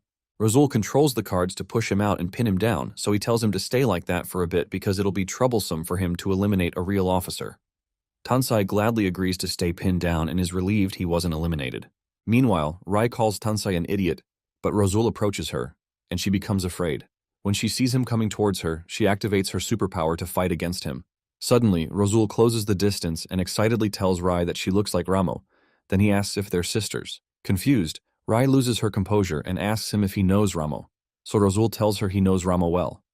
When he sticks his hand in his shirt to bring out something, Rai cringes because she's expecting him to launch an attack, but he just brings out a rose and states that he's besties with Ramo. He hands her the rose, and Rai is confused for a minute. Later, Razul asks her if she's Ramo's elder sister, then mentions that he's heard a lot about her, especially that she's a top student majoring in fashion. He also says he heard she's beautiful, but confesses that he thinks Ramo looks cuter.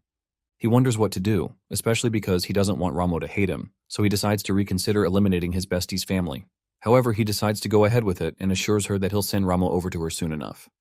He brings out his card, and with one swift movement, Kim's head is cut off. In a flashback to a day in the life of the Kim family, Kim rushes to Soyeon's side after she had a nightmare. He soon carries her to calm her down while she tells him about her nightmare. But Hyunjong soon enters. Hyunjong suddenly starts to climb on Kim, and when he asks her what she's doing, she says she wants to climb on him like bugs on branches. Back in the present, a head drops after Razul promises to send Ramo to come meet her, but it turns out to be Kim's. Kim had rushed in front of the girl before Razul could attack her, and Razul wonders if Kim is a red-light street mercenary. When Rai sees Kim hold his own head, she screams in horror, but he reminds her that he told her not to come and that she'd just get in the way. He soon puts his head back on, so Razul commends his amazing skill joining back his head. He comments that Kim is immortal because he's never heard of someone with a superpower that lets them regenerate this fast. Nearby, Panda comes out with bruises and prepares to fight the purple-collared dog. She rushes at him from behind, but Razul knocks her away with another one of his cards. She's launched on her back again, and Razul wonders how he can even defeat this kind of guy. Eventually, Kim decides to attack him again, but Razul slices him into many pieces. His plan is to keep eliminating him until he loses his ability to regenerate. However, Kim's body immediately joins back together, but Razul cuts him down into smaller pieces. Rai watches in horror as Kim's body is littered around the place. Eventually, Razul asks him if he really thinks he can rescue Ramo since he's this weak and asks if he's not underestimating Blue Moon City. He confesses that he was expecting someone stronger when he heard some rascal wearing a red mask was going around eliminating subcontractors. He hoped to get more fun out of this and wishes they were stronger. Meanwhile, Rai realizes Kim can't regenerate properly because he was continuously cut, so she decides to buy him some time. She asks Razul what he meant by saying he'll send Ramo to her soon and asks if he's going to eliminate her. Razul asks if they don't know, and he decides to explain why giant food is holding Ramo captive. He explains that Ramo is an ingredient. Apparently, Chairman Og has had cancer for a while and he's over 100 years old. With Blue Moon City's medical capabilities, cancer shouldn't be a problem, but regular medical methods aren't working on him, and it could be because of his superpower. Apparently, Chairman Og is one of the heroes who stopped the rebellion in the past. In order to stop the growing cancer, he's been growing physically and has been searching for more stimulating food in order to withstand the pain of the cancer. While on a downward spiral, a genius scientist suddenly showed up with a treatment idea. He suggested they find a girl who matches at least 90% of the substance components in a vial, and he'll make the medication. Chairman Og used his power and influence to find the girl who matches, but he couldn't find a good match. But they eventually stumbled upon two girls from the streets who turned out to be a match. One of those girls will be drained of their blood and left to die. Rai can't believe her ears, but Rosul adds that Chairman Og can also make a snack out of the girl since he even eats people these days. After answering her question, he tells her that it's his gift to her before her demise. Annoyed, Rai tells him they'll not let this happen and assures him they're going to ensure he doesn't harm Ramo or Hyunjong at all. This amuses Rosul, but this gives Kim enough time to regenerate, and he tells Rosul that he'll chop him up just like he did him if there's even a scratch on the girls. His continual resurrection annoys Rosul, who moves in to slice him up with a card but notices his card gets lodged in Kim's jacket. Rosul wonders how he was able to block the attack, but Kim tells him not to stop playing around with cards and rushes at him with a punch. Immediately, Rosul deploys some cards to block this attack, but he still gets a face full of fist. The hit knocks the light out of his eyes and blood spurts out of his mouth. The force of the punch throws him back and shatters the wall he slams against. He wonders how one punch could be this strong, and he wonders how Kim's strength is still so high, even though his mask is breaking. Before he can get up, Kim jumps right over him and tries to stomp him, but Rosul quickly jumps out of the way. Rosul hangs on a wall and tells Kim to stop trying to scam him because it's going to be hard for him to win if Kim's regeneration rate is this efficient. What he doesn't realize is that Panda has activated her matter solidification technique, causing his hand to sink into the wall he's resting on. She buries his hand in the wall and tells him he can just decide to lose if he can't win. This amuses Rosul, but Kim doesn't waste time and rushes at him again. Kim smashes into the building, but Rosul forcefully breaks his own hand and climbs the building. He tells them he won't die here and asks them if he looks like someone who would die like an NPC. He tells them to pay attention and shows them a Joker card that's going to do God's work. In another flashback to a day in the life of the Kim family, Hyunjong wakes up and tells everyone she loves them like she always does. She tells Hajin she loves him, but he replies nonchalantly. Surprised, Hyunjong looks him dead in the eye and asks if he doesn't love her, so he becomes tense and tells her he loves her. This makes her happy, so she hugs him. In the present, Rosul throws the Joker card at them, and it lands in their midst. For a moment, nothing happens, and Panda becomes confused when nothing happens. When she looks back at the spot Rosul was standing in, she realizes he's gone, and they realize they've been tricked. Moments later, Barry sees Rosul without one of his hands while being treated by hot nurses who feed him grapes. Barry demands to know what on earth he's doing, and Rosul jokes that there's nothing wrong with hanging out with some ladies. Barry asks him about his arm, so Rosul explains that a wall ate it up. He explains that the person he was sent after is not actually a red light mercenary, but a guardian of one of the kids they kidnapped. Surprised, Barry asks him if this guy made his arm like that, but Rosul explains again that a wall ate his arm up. When Barry tells him to shut up, Rosul asks why they even bothered someone as dangerous as this guy. He explains that this guy is a monster who basically has an immortal-like ability. Surprised, Barry realizes that this is the first time Rosul, the best killer, has failed. As such, he believes they need to assume that this opponent is the strongest among the street people. Eventually, he decides to leave and tells Rosul that they'll talk later. Shortly after, one of the nurses offers Rosul some cake. Instead of eating it, he brings it to the girls and asks if they want some of it. Suddenly, he hears Ramo shouting because one of the guards covered Hyunjong with a mask and is carrying her outside. The guard stopping Ramo pushes her to the ground and warns her to stay put if she doesn't want to get hurt. Hyunjong cries out to Ramo as she's carted away, so Ramo runs to Rosul for help. She laments that she feels bad for the girl and that they can't let her go like that. She begs him to bring her back because she knows they're going to harm her. But Rosul doesn't say anything. She soon falls to the ground and begs that he help her but doesn't get a reply from him. Meanwhile, Kim runs through the streets and destroys roads while rushing toward the giant food headquarters. Panda runs behind him, and when one of the drivers tries to see what just happened, Panda melts a part of his car door so she can borrow his car. She throws him on the ground while she, Rai, and Tansai quickly get in. When they drive off, Rai asks why Kim is running like that, so Panda explains that he's angry because he feels like his kid is in danger. She explains that this was how he was when she first met him, and adds that it's a miracle he was so calm till now. Meanwhile, Kim keeps running with Hyunjong's name on his lips. In a flashback, the principal commends him for cold medicine for Soyeon. While they walk, Kim suddenly trips and falls. It turns out to be Hyunjong, who was begging by the roadside at the time. Kim asks her why she did that, but she laughs and begs him to give her a little of what's in the bag because she thought it was food.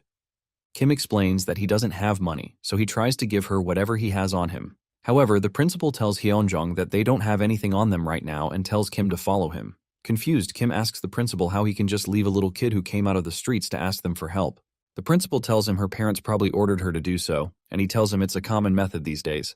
It surprises Kim that parents would ask their children to beg, so the principal replies that it's the slums, and people are more inclined to help kids, so they came up with that strategy. However, the principal agrees that this situation is problematic. Even if they gave the kids something, it would be quickly stolen by the animalistic people around her. The principal confesses that it bothers him a bit. Later that evening, a man calls Hyunjong a worthless B-word because her plate is empty, then slaps her. He asks her why she didn't bring anything in after being out for the whole day, and he curses at her and asks if it's hard for her to just beg. He grabs her head and pushes it into the ground to show her how to bow so that people will feel sorry for her and give her some crumbs. As blood pours out of her head, she tells her dad that she's sorry while still laughing, but the man tells her to stop messing up. He threatens to sell her off to the red light street if she disappoints him one more time, and Hyunjong agrees, still with that smile on her face. She reaches out to touch him and tells him she loves him, but the man gets disgusted and turns back. In anger, he wonders why she was even born, so he suggests they just die together since she's pissing him off so much. Suddenly, the man's face is smashed through the wooden wall by the principal, who says that he finds it hard to believe that an angel like this was born from a devil like him. The principal lifts him off the ground and reminds him that it's mandatory for a parent to take care of their children and help them grow while staying by their side. It hurts the principal so much that tears start to fall from his eyes, and he tells the man parents don't look down on their children and order them around like he does.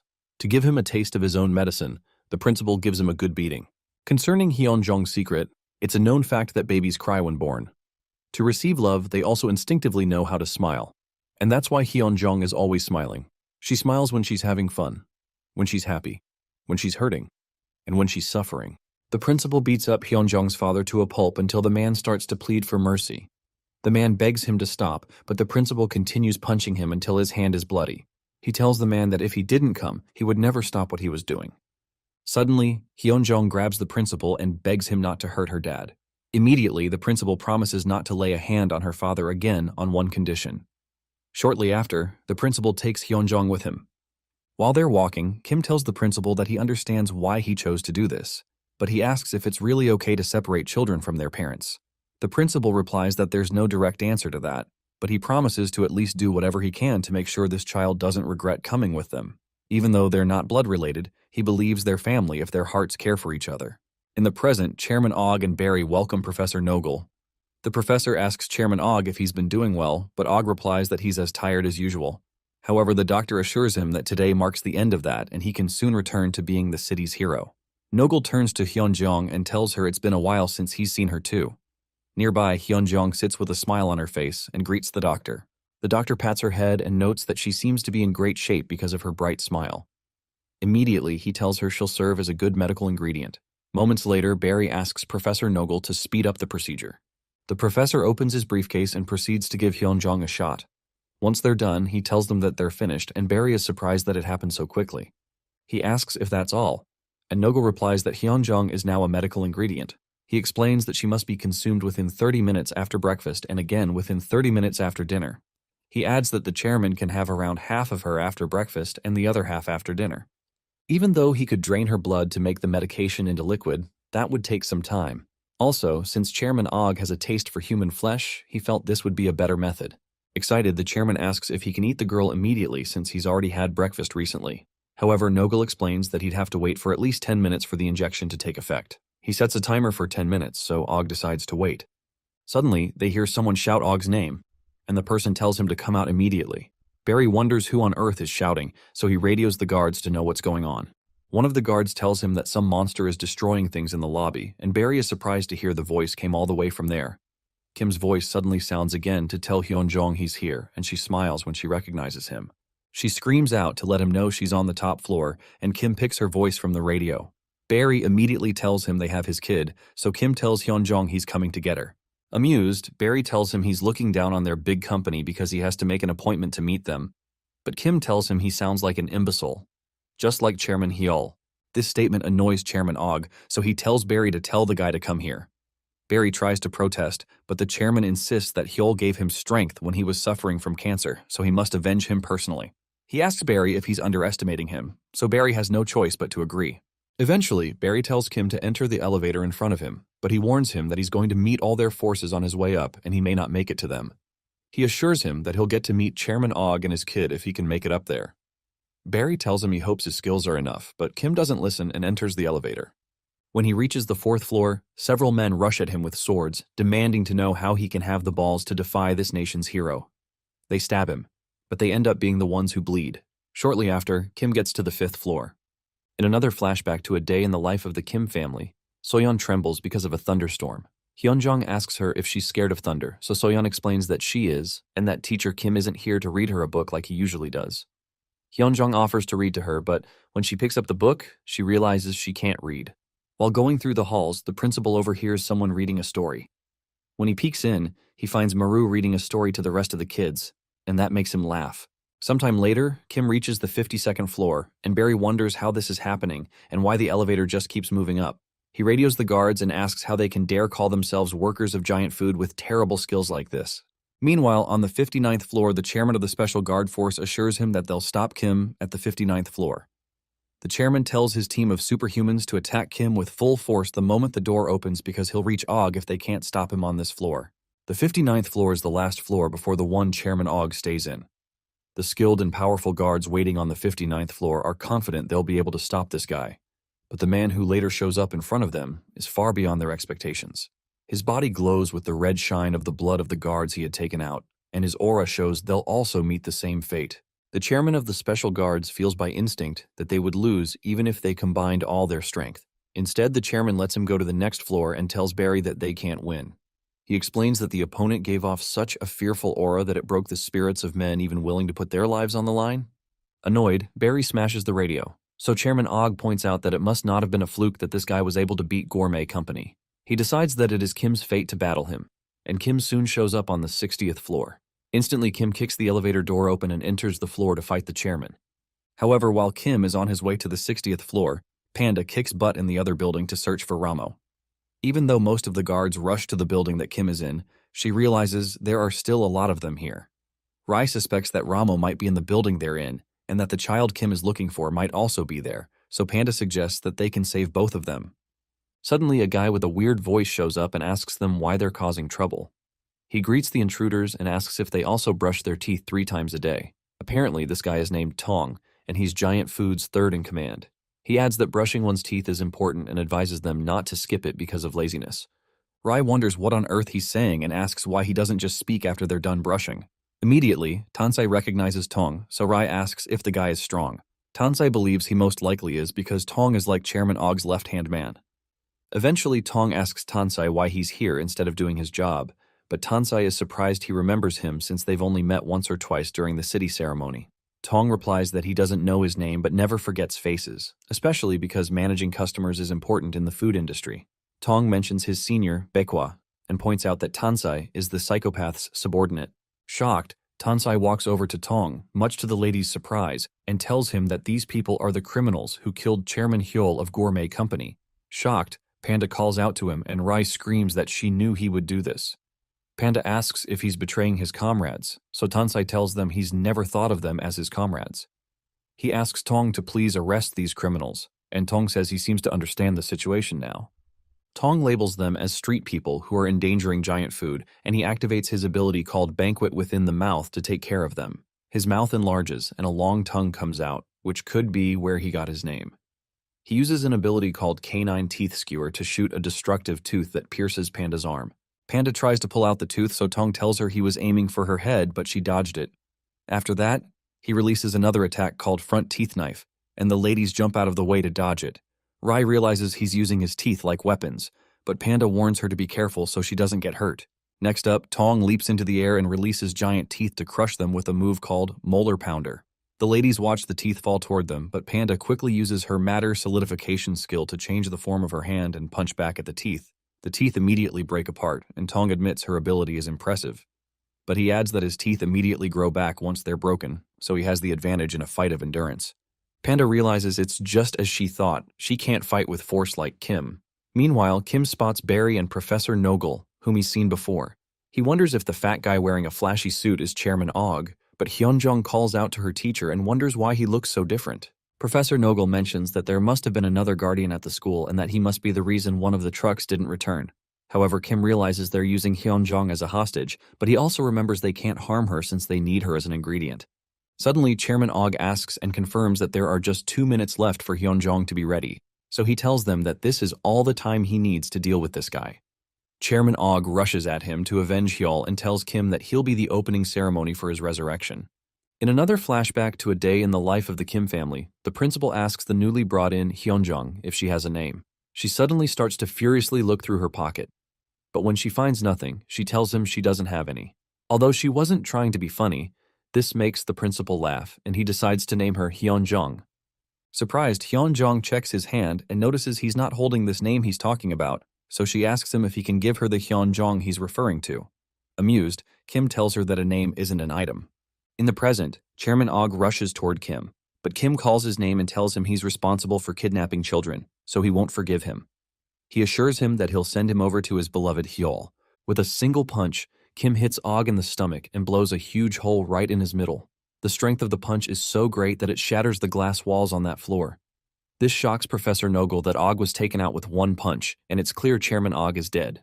For a moment, Kim looks at his hand and then watches Og's body drop to the ground. Kim walks toward Hyunjong, but Barry stops him. Kim asks if he's still trying to stop him, so Barry points out that he doesn't look stronger than Chairman Og. He tells him he's still at this because the fight hasn't even started. He asks if he thought this was already over, and Kim notices that Og's blood has started to form together. Suddenly, Og's ability is activated and the blood turns into a noble blood vampire. Og admits that this is the first time he's fought with this form since the war, and he explains that he feels like he's waking up from a long sleep. He admits that Kim's punch was good, and he can't believe his human body exploded so easily. Kim quickly jumps at him to attack and blasts through the vampire's head with a punch. However, a blood hand forms out of the blood vampire and grabs Kim. Og tells him that this isn't his head just because it looks like it, and he tells him all the parts of his body are one blood flow that can move as if it has its own soul. Apart from that, he can also change his flow and density to grab him, but Kim won't be able to lay a hand on him. He crushes Kim with spikes of blood and tells him this is the reason he became blue blood and the strength that keeps him at the top of the city. He calls Kim a street amateur and asks him if he now understands. Meanwhile, Barry deduces he was right to believe Chairman Og would win this battle. However, since this opponent could defeat Razul, he decides to take some extra precautions and radios the person closest to the isolation ward containing the children. He learns it's Razul, so he asks them to tell Razul to bring the other child to the chairman's room. Shortly after, one of the guards tells Razul to bring the kid, so Razul asks for a minute. He soon asks Ramo if she knows where Hyunjung was taken since she's smart, and Ramo admits that she does. Because of that, he tells her there's no reason for him to keep acting like he's friends with her, and he tells her he's been told to bring her to where Hyunjung was taken. When he asks her to follow him, Ramo tells him she has one last thing to ask him. She admits that this place was scary at first, and she didn't like how they were nice to her because they wanted something from her. But as time passed, she realized it wasn't that bad, and she became quite happy because of him and Hyunjung. She says it would have been better if they had met under different circumstances, so Razul asks her what it is she wants to ask. She asks him if he considers her a friend, and that shocks Razul. Eventually, he smirks and admits that he doesn't at all. He explains that he's employed by the city, and he only took care of them because he was being paid to do that. He asks her if she was really that happy just because he was nice to her, and admits he didn't feel even a little affection toward them the whole time. He calls her an imbecile, and suddenly Razul's body is shocked by some energy. After he falls, he demands to know what she's done to him, but she tells him she's the one who eliminated Hyunjung. Confused, Razul asks her what she means by that, so Ramo says she may have been able to save Hyunjung. She admits that she could have left this place if she wanted to, but she didn't because Hyunjung was here and she couldn't escape without her. Because of that, she chose the rational decision to be the one that would be chosen instead of Hyunjung. However, Hyunjung ended up being the one who was dragged away, and now her plan has been rendered useless. Ramo tells Razul that she's a good-for-nothing and calculative kid. She tells him of an unwritten law among people with superpowers, which says that all superpowers are two-faced, so he has to be careful with who he interacts with. Apparently, her ability has a very precise condition that must be fulfilled for it to work, and she activates the ability called Morning of Repentance. Apparently, when someone lies to her, a bell rings in their heart, and if that bell rings over 100 times, she can control that person. So for someone like him who makes a living through lying to others, she knew this condition would soon be fulfilled. She also thanks him for lying to her just now, when he said he never cared about them. Meanwhile, the guard outside realizes Razul is taking too long, so he considers going in to check on him. He opens the door to ask him to hurry up, but the guy gets a card buried in his head. Shortly after, Razul walks out with the bird from Ramos' power on his shoulder, and with her by his side. In a flashback to a day in the life of the Kim family, they decide to learn self-defense. Hajin offers to teach Hyunjung how to evade an enemy and how to dodge an enemy's attack by observing his shoulders. He tells her to try it, but she just stands there until he hits the stick on her head. Surprised, he asks her why she doesn't dodge, so she explains that her dad said not to dodge or block when he hits her. Another kid passing deduces that Hajin is bothering Hyunjong, so she slams her elbow into his stomach, but his shoulder-watching tips don't pay off this time.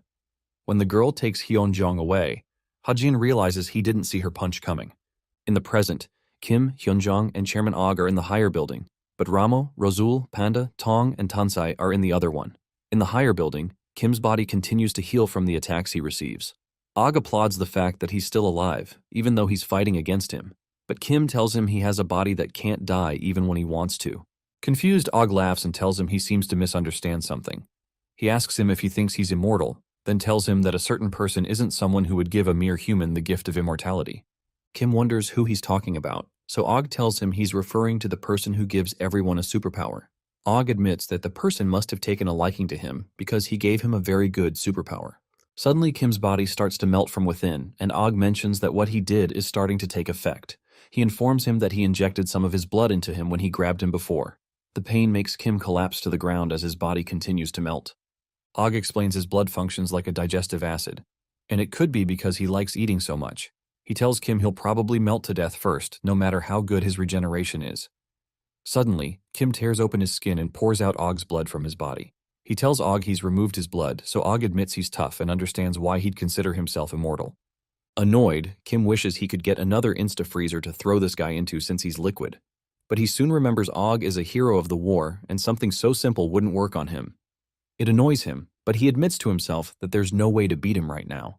Suddenly, Nogel tells Og that the time has stopped for some time, so he can take his medicine whenever he wants. Og soon remembers and explains he forgot because his opponent was working so hard to fight back. Since the fight takes a while, Og reaches out to take the girl first before he continues. Before he can reach her, she disappears out of sight to their shock. It turns out to be Kim who had rushed in to carry her with him. Still surprised, Barry wonders how Kim could move at such ridiculous speeds because it was hard to see his movements. He doesn't think Kim was holding back before, so he believes it's probably his will to save the girl that grew so strong that he felt a rush of adrenaline and speed. However, this annoys Og, who claims that Kim has taken his medicine. Kim realizes that revenge isn't important right now, and he needs to get Hyunjong to a safe place for now. He wonders where he can put her, and quickly spots a door that leads to stairs. Immediately, he heads for the stairs and breaks through the door. Once inside, he looks down and figures out that the stairs should lead them to the first floor. Behind him, Og rushes toward him so he doesn't get away. Kim quickly drops Hyunjong and tells her to move ahead while he stays there to buy some time. He assures her she can do this because she's strong, so she watches him until he jumps back to face Og. He pretends to try to punch him but stomps on the ground and breaks it, so they both fall into the lower floor. Barry rushes to help the chairman, while Nogel remains amused because of how much bigger the scale of the fight is getting. Since he has nothing to do here, he decides to take his leave and wishes them good luck. Meanwhile, the chairman of the Special Forces hears the fierce fight going on upstairs and confirms that they wouldn't have been able to take that guy on. However, he's surprised that the guy is able to fight against Chairman Og for this long. Suddenly, the chairman and Kim fall through the roof, so the men run away to avoid getting crushed by the ceiling. After the collapse, Og promises to destroy Kim for stealing his medicine and for destroying his building. Meanwhile, Kim decides to destroy this building to bury Og under all the rubble temporarily, since he can't damage him. He throws a pillar through his head to buy more time and continues by breaking the ground underneath them again. Eventually, Og becomes angry that he's been pushed around by a mere street thug. He believes this fight would have been over a long time ago if he had taken his medicine and healed to his full capacity. He quickly tells Barry to change their defense plan and tells him to release the blood. Barry receives the instruction, and Kim wonders what this fool who keeps watching them without engaging in a fight is going to do.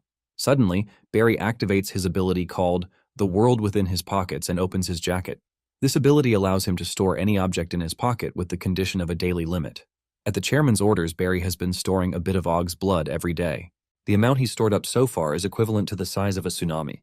Since the source of a vampire's power is blood, the blood that was being stored to be used after Chairman Og's full recovery is what is being released now. With this, Og will be able to use the power he had in his prime years. Meanwhile, Hyunjong makes her way down the flight of stairs. Suddenly, she slips and falls downwards to the end of a staircase. Her body becomes bruised, and she gets a nosebleed, but she manages to get back up. However, she begins to tremble when she gets up and suddenly collapses again. While on the ground, she remembers how Teacher Kim told her she's strong, so she reminds herself that she is. Because of that, she gets back up and continues walking. On the other hand, people usually refer to animals when referencing strength. For example, they refer to a body tougher than a bear, a speed faster than a horse, or a grip sturdier than an alligator's teeth. No matter how strong humans are, they're nothing when compared to the power of the force of nature. Kim struggles as he's overwhelmed by the force of Og's blood. He tries to fight his way out of it, but he's soon overwhelmed by the flow while Og laughs maniacally. Og tells him that even his superpower can't defeat the sea, and Kim is soon swallowed up in the sea of blood. When he starts to choke, Og tells him to give up and accept his end. The light soon goes out in Kim's eyes and his body starts to melt. Og tells him it's over, but he suddenly feels a strong pang in his heart. Og realizes he's in trouble because he's getting more pushback than expected from using his superpower. He decides that he needs to get his medicine immediately, so he extends his blood into the staircase to find Hyunjong. Once inside, he starts to sense the little girl's blood and he soon spots her in one of the staircases. When Hyunjong sees him, it's too late, because he lunges towards her to catch her. Meanwhile, Kim realizes that Hyunjong is in danger, and he realizes he can't save her because his body is almost entirely disintegrated. He admits that he's not strong enough to defeat Blue Blood on his own. Suddenly, he hears a voice tell him he has to go back because he promised to protect the kids. He sees a man wearing the red mask, reminding him that he promised the principal, and he also promised Soyeon to come back. Surprised, Kim asks him who he is, so the person tells him that he's the author who guides the stories of those who bear this mask. The person explains that this mask can elevate your emotional state, but can also sometimes keep a person from coming to terms with their true emotions. However, he explains that this line can become blurred as Kim's emotions become more and more aggravated. He adds that the fact that he can't remove this mask is proof that he hasn't been true to his emotions. He asks him if he's not angry and if he doesn't care about what happens to the girl, so he asks Kim to let his true emotions burst out. As Og is about to grab the girl, his insides suddenly explode and Kim is released. With eyes full of rage, Kim appears without his mask and declares that he won't lose another one of his children. This annoys Og, who asks him how much stronger he can possibly get. Og knows superpowers aren't like muscles, and as such, using it a lot doesn't make the superpower stronger, but only makes the user more efficient. Although he can increase his strength by taking in more blood, he knows others can't become stronger just by a change of heart, and he wonders who the heck this guy is. Regardless, he tells Kim it doesn't matter if he's gained more strength because he can't stand the power of the sea of his blood. Og determines to consume both Kim and the child, but Kim leaps up and tells him all he needs to do is land one punch. Kim's punches develop into several in one, and Og's body starts to tear apart in various points. He wonders how his body's getting blown up without Kim even touching him. Then he realizes that Kim is using his fists to create wind pressure strong enough to lift him up. Kim pushes upward, and the force of his power pushes Og up until the blood spills out of the top of the building. Eventually, Kim tears through Og's body, which annoys him. Suddenly, Kim notices something coming out of Og's body. Meanwhile, Barry is blown away by the force of the blood, and he finds himself somewhere else. When he looks outside, he realizes that he was thrown all the way to the other building, and he can't believe Kim is able to do this to the chairman. The display of this guy's strength reminds him of another hero named Vandeel of the Titan Hand. If this person is as strong as Vandeel, then that would mean Og is in danger, and he'd have to help him out quickly. However, he wonders if he can really do anything against such an opponent, but suddenly hears a nearby guard scream in pain. Barry realizes there must be enemies in this building too, and he wonders who. As he's about to bring out a weapon, Razul appears and tells him he's the one. Surprised, Barry calms down and asks Razul what happened, so Razul explains that he had to take the guy down because he was a street person disguised as one of them. He asks Barry why he's here and not in the other building, since he was bringing the girl to him, so Barry confesses that the opponent threw him all the way here. Razul jokes about the sound of his crash, then asks if Chairman Og is safe, so Barry tells him that Og is in danger and confesses that it's a good thing they ran into each other. Barry explains that they have to keep this girl hostage so they can buy some time, then Barry asks the girl to follow him. Immediately, Razul throws a card at Barry's head, which shocks him. Somehow, Barry manages to catch the card and he asks him what's going on because he hates surprises. Razul is surprised he caught the card, so Barry tells him he didn't expect him to betray them for no reason. Barry asks if the street people bribed him, but Razul tells him there's another reason. Barry doesn't believe anything can be more important than money to Razul, so he offers to pay him double of whatever the street people offered him. However, Razul attacks him with some other cards and tells him there's another reason. Barry blocks these attacks too and tells Razul that he liked that they could make use of him as long as they paid him well, even though he was from the streets. Annoyed, Barry tells him this is greatly disappointing, then brings out some guns. However, Razul jokes that he doesn't really care if guys like him anyway and dashes towards him with another card. When he launches a few more cards, Barry starts firing. Suddenly, Razul directs some of the cards to attack Barry from the side, but he's good with guns and is able to fire them down. After that, Barry drops the pistols, then charges at Razul with a sword and another pistol. He tells Razul he's the best killer and he's fit to even rival him, but he keeps cutting through Razul's cards as he closes in on him. When he gets close, he fires more shots that Razul blocks, so he jumps over Razul's head and almost stabs his head with the sword. Before he can do that, Razul blocks with his card, but Barry kicks one of his legs. That makes Razul stumble, so Barry tells him that he's currently weaker than he is since he's lost an arm. Meanwhile, Kim notices the thing that came out of Og's body and guesses that it must be the source of the blood. When he recalls that Og had told him that the one that gives power never gives out immortality and omnipotence, he decides that this thing must be Og's weakness. Immediately he jumps towards it, but Og quickly covers it up with spikes before he can get closer. Regardless, Kim breaks through the spikes and lands a punch at what appears to be his heart. The attack makes Og scream and his blood spills around. Around the building, workers run away so as not to be hit by the rubble when they realize the building is falling apart. Kim soon lands back on the roof and finds a portion of Og's heart there. He notices this part of his heart didn't explode, which intrigues him. Og's form appears out of the clump, then he asks Kim to stop and admits defeat. Kim asks him what that clump was that came out of his body, so Og tells him it's the cancer that's plaguing his body. He explains that it's a side effect that came from overusing his superpower during the war. Even when he turns into his blood vampire form, the cancer doesn't disappear and has grown over time to become this big. Kim notices that he seemed to be in pain when he hit it, so Og explains that the cells that form this tumor are part of his own cells. When this tumor experiences danger, it absorbs his blood to protect itself. Just now, it absorbed and used most of his blood to protect itself from the punch.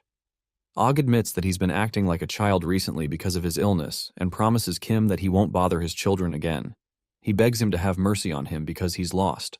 But Kim remembers how he almost eliminated Hyunjong and tells him he's already crossed too many lines. He tells him he should have never laid hands on his children to begin with. Og promises to give him whatever he wants if he spares his life and offers him money and fame. But Kim tells him that he doesn't need it. He jumps towards Og to finish him and assures him he can get whatever he needs with his fist. With one punch, he smashes into Og's body, and Og fades away in painful agony. Meanwhile, Razul hides behind a wall while Barry shoots at him. Barry tells him to surrender and come out because he can't defeat him. He tells him he knows all his tricks, but he can't know all the things he's stored up. When Razul sees Barry has dropped a grenade by his side, he jumps out of the way but gets knocked down by the explosion. Barry closes in on him and explains that his heart card chases his opponent. The club deflects attacks, and the spade cards are for slicing. When Razul directs a diamond card at him, Barry tells him he knows that he uses the diamond card to restrain his opponents when he's in danger. However, Barry quickly blocks the attack with a shield. When Razul sends a joker card next, Barry catches it and says he uses his joker card, which has no ability, as a decoy to distract his opponent. Suddenly, Razul starts to cough out blood, and he realizes he's not recovered from his last fight. When Barry closes in on him, he asks him if he has any last words as a courtesy because of the respect he has for him. Razul mumbles something inaudible, and when Barry asks him what he's saying, Razul smiles and tells him that everything he told him about the abilities of the cards is a lie. Apparently, every card can be used for every kind of ability. Suddenly, the cards Barry blocked come flying towards him, and Barry starts firing again. However, the bullets are deflected off them. Annoyed, Barry opens his jacket and activates his ability to take them all in. However, he suddenly notices that his body can't move, and he notices a card beneath his feet. He wonders when Razul slipped the card under his feet, so Razul reminds Barry that he's the best assassin he knows. Annoyed, Barry screams out his name, but he's soon stabbed by the cards coming at him. Barry falls to the ground in a pool of his blood, and he wonders how Razul could have kept so many secrets from him even though they spent so much time together.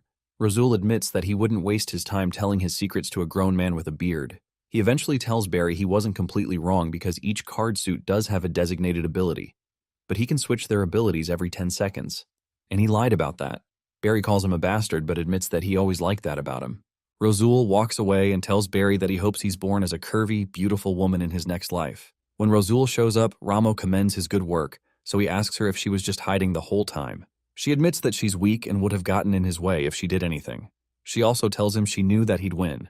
That makes Razul blush because compliments from girls are the best, but Ramo wonders what's wrong with him. When Razul asks her to help him out because he's hurt, she tells him she won't because of what he just said.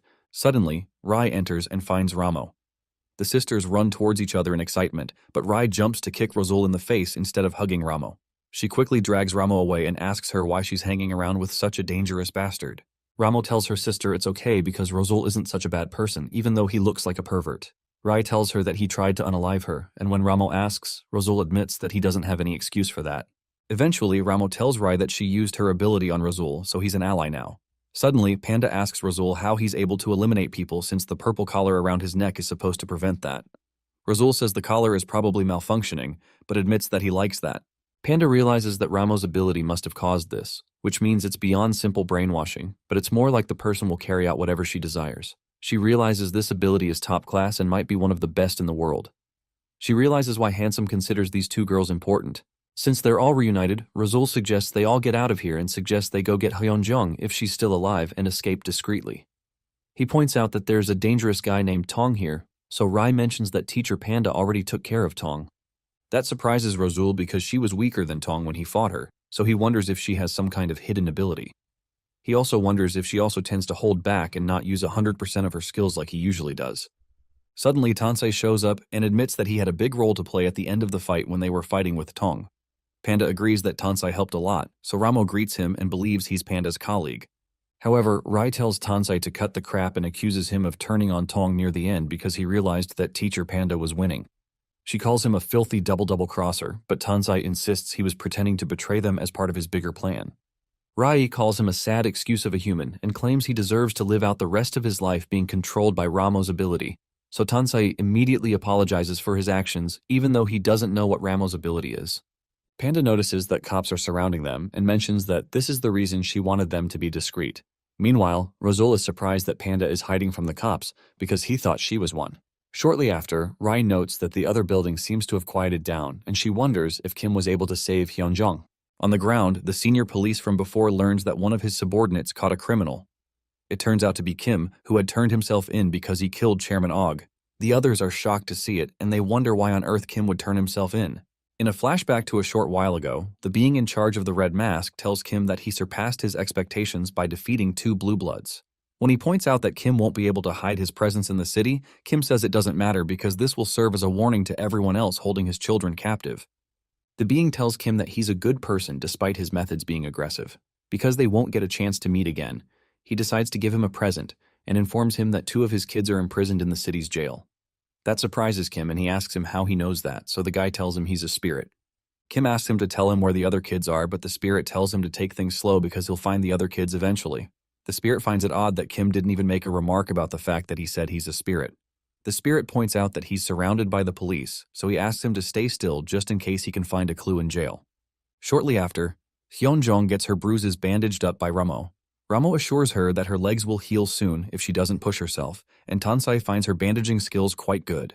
Rai jokes that Ramo is good at everything except fist fighting, so Tansei retorts that she's better than her older sister who is good at nothing, so Rai contemplates taking his life. Eventually, Razul asks why the Red Mask guy left the kid here and got himself arrested. So Zipper guesses it might be so they can sneak Hyunjung out safely without drawing attention. Panda replies that she believes he must have gone there because he found the location of the other children. She knows he pays attention to the opinion of others but usually acts on his own when it comes to the subject of his children. Razul replies that he'll probably be able to save the other children easily since Og is dead now, so he suggests they stay out of it since they've done their part. Suddenly, he asks Panda if she has a boyfriend, which surprises the girls. Ramo uses her powers to make him choke himself, which pleases Rai. Eventually, Panda replies that she knows Kim shouldn't have a problem saving the kids, but she can't just let him handle everything since they're friends. After Ramo lets him go, Razul asks Panda when people from the slum street and the fashion street got so close. He informs her of the unwritten rule of considering Blue Moon City, the next street, and even one street member's enemies to survive. He adds that Kim was also convicted to the highest degree, so he'll be sent to Crimson Prison, which has the city's toughest security, which means they can't help him. Suddenly, they hear a news report about how Kim has been transferred to the National Police Agency. The reporter mentions that the sad news of Chairman Og's death has caused many citizens to gather together in their grief. Outside the crime scene, the people throw things at Kim, curse him, and call him names. Moments later, he is interrogated by an agent who becomes angry that Kim won't tell him his name or even the name of his accomplice. The agent reminds Kim that he's not a citizen and he's at the risk of remaining in here with him forever. He asks Kim why he won't work with him since he turned himself in, then finally asks him if he's from the streets. Kim doesn't answer because of the ongoing war between the city and the streets. Eventually, the agent tells him he doesn't think he acted alone because Chairman Og can't be defeated by one person. Suddenly, Kim stands up and offers to show him how he eliminated him, which startles the man. Shocked, the man stops the operation and teleports out of there. Outside the interrogation room, the investigation team leader named Naspool tells the agent he realizes that the detained person is a dangerous person and is hard to control, so he decides that they'll end the investigation here. When the agent materializes, his subordinate jokes that he survived because of his ability to teleport, but the agent tells him to show some respect. Shortly after, Kim is told that the military will be mobilized if he does anything rash inside the room, so he's told to act properly. Meanwhile, Kim wonders why the guy got so sensitive when he was just trying to scare him a little for looking down on him. Moments later, Detective Aston runs into Naspool telling his men that the direction of this investigation will depend on whether their detainee identifies himself as a street person or not. Aston soon greets him and asks about the investigation. Naspool responds that the guy isn't cooperating and explains that even threatening didn't yield anything. Aston realizes he probably doesn't get scared easily, and Naspool reveals that his instincts tell him that this guy believes that it'll be okay no matter what happens. It's clear he's not a regular person since he was able to eliminate Chairman Og. He admits that he got goosebumps seeing the guy since he kind of reminded him of the dreaded Bekwa.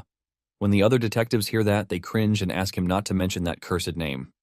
Eventually, Aston asks if he can talk to the guy, so Naspool tells him to knock himself out.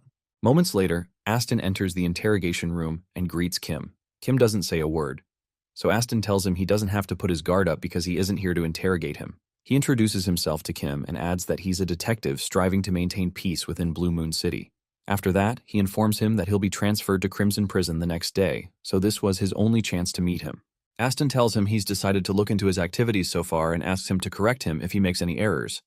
He also adds that he's turned off every camera so their discussion will not be recorded. He lists out that Kim had unalived Hyol before taking out Chairman Og since they were quite close.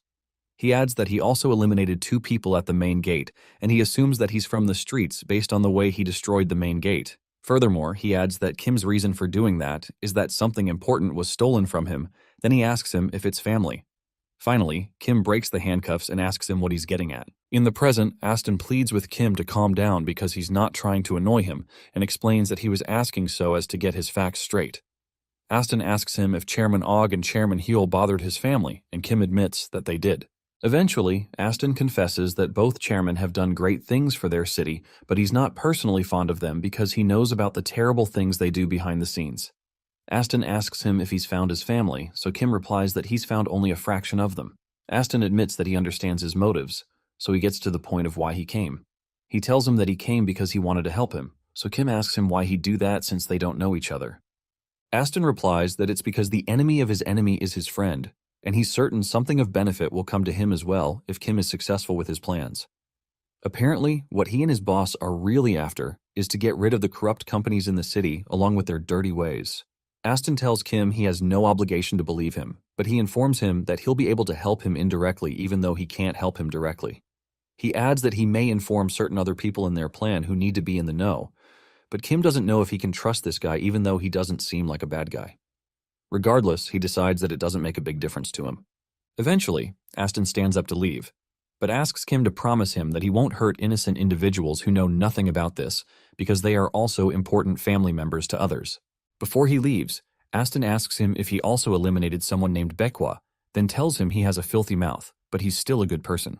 Confused, Kim asks him who that is, so Aston explains that he always has a cigarette in his mouth and seems like someone who will throw fists before he even uses his mouth to speak. Kim says the guy is probably still alive even though he caved his head into the ground because he doesn't think it was enough to take his life. That intrigues Aston, so he takes his leave and wishes Kim some luck with finding his family and tells him to mind his head. Kim wonders what he means by minding his head. The news of Chairman Og's death spread quickly throughout the city, and this brought sadness to some. Particularly to Captain Van Deel, who promises to deliver divine vengeance to the man who wears the red mask. His men quickly try to calm him down and inform him that the guy has been arrested and will be transferred to Crimson Prison the next day. Some other guy standing nearby calls Kim a bastard and guesses that he must certainly be from the streets. Suddenly, someone throws a snack at the guy's head, so he shouts at her that he told her not to throw her food. However, the lady asks him if he would dare bring up the word streets in front of Maru, so she tells him he's an insensitive adult. Immediately, the guy tries to apologize to Maru, but when the lady tells him to bring a cake as an apology, he calls her a pig who craves for cake. They soon get into a heated argument which makes Maru sigh. Meanwhile, the news brought happiness to some. One of those people is Huron, who is excited at the feats of his savior. He tells his brother that he was right by saying Kim is a man who had a grander plan than they did, so Hokyo admits that he's surprised. Hurin mentions that he's sure Kim is trying to send him a message with this action, but Hoka asks him if he's not reading too much into it. Regardless, Hurin proposes they stop running and start preparing too. He suggests they use this opportunity to give those corporate boomers a whooping. To others, the news brought amusement, and one guy watching it calls Kim a real man. He finds it impressive that Kim doesn't stay hidden like he does, but holds his head high in daylight. While he stands over the corpse of his recent victim, this guy admits that he wants to be like this and decides to let everyone at Red Light know about this fun news. However, he wonders if this red mask isn't too similar to the concept of someone named Uber. To some others, this news brought stress. In a certain office, paperwork flies around, and a woman laments that there's no God because God wouldn't let them hand over such a large piece of crap like this to her. Another lady refers to her as the head manager and asks what's wrong, so the head manager explains that the ancient committee members, who are losing their sight anyway, have no need to see these documents since they'll probably have a heart attack. The lady asks the manager how they're going to explain everything without these documents, so the manager decides that she'll just take them on because they're probably looking for a sandbag to beat up and relieve stress. The manager tells the lady she's free to go home and goes in to meet her fate, while the lady worries about their poor head manager. When the manager enters the room where the important men are gathered, she immediately starts to hear complaints about why the mayor isn't here when their city is in a state of emergency, and how everyone is irresponsible. They complain about a gatekeeper who abandoned their post, which they wouldn't do back in their days, and one person speculates there must be a traitor among them. One of the men asks why the food tastes so bad, so another replies that the quality has gone down since giant food is gone. The head manager remains speechless, so the man who just spoke about giant food asks the head manager if the situation of things doesn't require that they execute some people. Reluctantly, the head manager explains that their nation no longer does executions, but the man insists they need some scapegoats so crap like this doesn't happen again. This guy, who is Blue Moon City's operations director, insists that the citizens are in uproar. The head manager replies that they can't cry over spilt milk and suggests they just let time heal the wound. Another man suddenly complains that people are living too comfortably these days, so their heads are full of useless ideas. He laments that they can lock the criminal up in prison, but he'll probably end up living longer than they will. To appease him, the head manager explains that it's impossible to get out of Crimson Prison, especially since it's isolated from the rest of society. Suddenly, one of the men asks what she's saying, so she explains that they may be able to execute the criminal while in prison, even though they can't publicly execute him. The head of operations asks if she can ensure it's carried out properly, so the head manager offers to prepare photos of the dead man's corpse as evidence. One of the men tells her to take Kim's life painlessly, as this is the only mercy they'll grant him. The next day, the police begin transporting Kim in a crate and give him the code Red 00. Nearby, Aston asks if they usually transport prisoners like this, so Nazpul tells him they don't. Apparently, because he broke the handcuffs around his wrists, they have to use extra security to ensure he doesn't escape. Nazpul gloats over the fact that they're transporting him in a container that was custom-made for the prisoner by a company that specializes in such. Meanwhile, Aston hopes that Kim is able to find the rest of his family. In another flashback to a day in the life of the Kim family, the kids wear pajamas that the teacher has made for them during bedtime. Once in a while, a kid falls asleep before he is able to change. This time it's Hajin, and Soyeon tells him to change into his pajamas. Instead, he decides to sleep naked. In the present, Kim arrives in Crimson Prison late at night. He's met by the head manager, who accuses him of being the shithead responsible for all her headaches at work. Kim is chained to a contraption, and the head manager asks why he's allowed to wear a mask since criminals aren't allowed to. The guard close to her explains that they've been unable to get it off him, so she tells them to leave it. Meanwhile, Kim wonders if this is really a prison, especially because he can't find any other prisoners in the cells. He finds this woman suspicious too, and she soon tells him that trapping him here in this prison has taken something off her plate. She laments about how those stupid boomers always boss her around and wonders if she should just eliminate all those old men. The guard beside her pleads with her to exercise restraint because she can't mess with them just yet. The head manager agrees and admits she was just talking shit. Suddenly, the floor they're standing on goes into the ground and Kim realizes it's acting like an elevator. Eventually, the head manager tells him they're about to forget about the annoying outside world and have some fun. She suddenly takes off her clothes and excitedly states that she's about to enter her own world. They go down into a dark place where people chant the name Lucy. Suddenly, another woman appears on an underground stage and welcomes the head manager, whom she refers to as Lucy. Nearby, another man starts to play the violin, and some puppet spoons show up to give Lucy a welcome display. They're soon put in the limelight, and Lucy appears to receive the praise of the crowd with Kim and the guard behind her. Lucy thanks the crowd for their patience and asks them if they've been enjoying Lucyland so far. All their excitement touches her, so she asks them to scream if they're enjoying it, and droves of people wearing masks and holding lights scream in response. Kim wonders what on earth is going on and realizes this lady is more messed up than Hyul. Lucy explains that Lucy Land is a place full of happiness and fun, but a brief interruption is soon made to inform everyone to put on their masks because only Lucy and the disgraceful criminal are allowed to show their bare faces. For their verified visitors who were allowed admission into Lucy Land, they have games that include roulette, blackjack, poker, and several others, with free room and lodging included. After that, the ads come up, and they're told that they must place their bets on a token if they want to gamble. Apparently, each living criminal is referred to as a token, and the minimum bet is $100,000 per token. One of the prisoners begs for help while the guard points a gun at his head, but the guard just explains that they won't be held responsible for any lost, broken, or disqualified tokens. They're also told the requirements and price to place bets can change at their discretion, with no refunds provided. The game soon starts, and a wheel is turned, which eventually lands on the number 21. One of the prisoners is relieved that he's safe while the guy next to him screams in horror. Immediately, the guard opens fire on the guy who screamed and wastes him. When that's done, the visitors are told that they don't reuse tokens and that what happens in Lucy Land must stay in Lucy Land. Apart from that, the winner who has the winning number gets an immediate cash prize. Lucy tells them not to worry that people are being eliminated because all the criminals used as tokens are either street people or criminals who have committed acts of sin. She soon approaches Kim and notes that he won't be unalived so easily. She decides to make him her greatest showpiece since she's the one who eliminated Chairman Og. She climbs on him and confesses that she's getting excited just thinking about it. Suddenly, Kim tells her he has a question, so she asks him what kind of question. Suddenly, a puppet appears to give her answers to possible questions, which include the fact that she likes women more than men she has no intention of letting him live, and her favorite food being pasta. Kim asks her if there was a child among any of the tokens used recently, and threatens something if there was. But Lucy immediately tells him there wasn't a child, and stops him from asking questions. Kim is confused, so Lucy tells him talking to her is a privilege, and the others there chime in to tell him to shut up. After that, she tells him goodbye, and Kim is dragged into a deeper level of the underground bunker. Meanwhile, in the Lucyland basement area, two guards notice it's getting noisy above and figure that they'll probably start slaughtering criminals again, which is fun. One of the guards tells the criminals working there to keep coming if they don't also want to become tokens. The men work in the mines, and Hajin does some digging nearby. He complains that these foolish men won't even let them take breaks, so he asks an old man next to him if prisons are always this messy. The old man tells him they didn't used to be, and explains that Crimson Prison used to be a labor house that captured rebels were sent to. In the past, it functioned like other labor houses, but after Hazel became the manager, everything changed. Apparently, this place is now a labor house and prison in name, but she's made this top secret by law, so no one can investigate. She can also capture people at the request of her friends, or if she simply doesn't like the person. Crimson Prison's warden is Hazel, but her real name is Lucy. She's a blue blood who secretly runs this perverse casino. Apparently, she's the granddaughter of a dead blue blood named Lucard, but she hid her true identity and was able to become a warden. The man explains that he was captured because he ran a competing business in the same industry as Lucard. Even though Lucard was more successful than he was, Lucy put him here regardless. The man explains that he doesn't know how a devil like Lucy shares the same blood with Lucard, who at least had some honor. The old man asks Hajin how he got here, and Hajin hesitates before he explains. In another flashback to a day in the life of the Kim family, Hajin is seen to always be sleepy.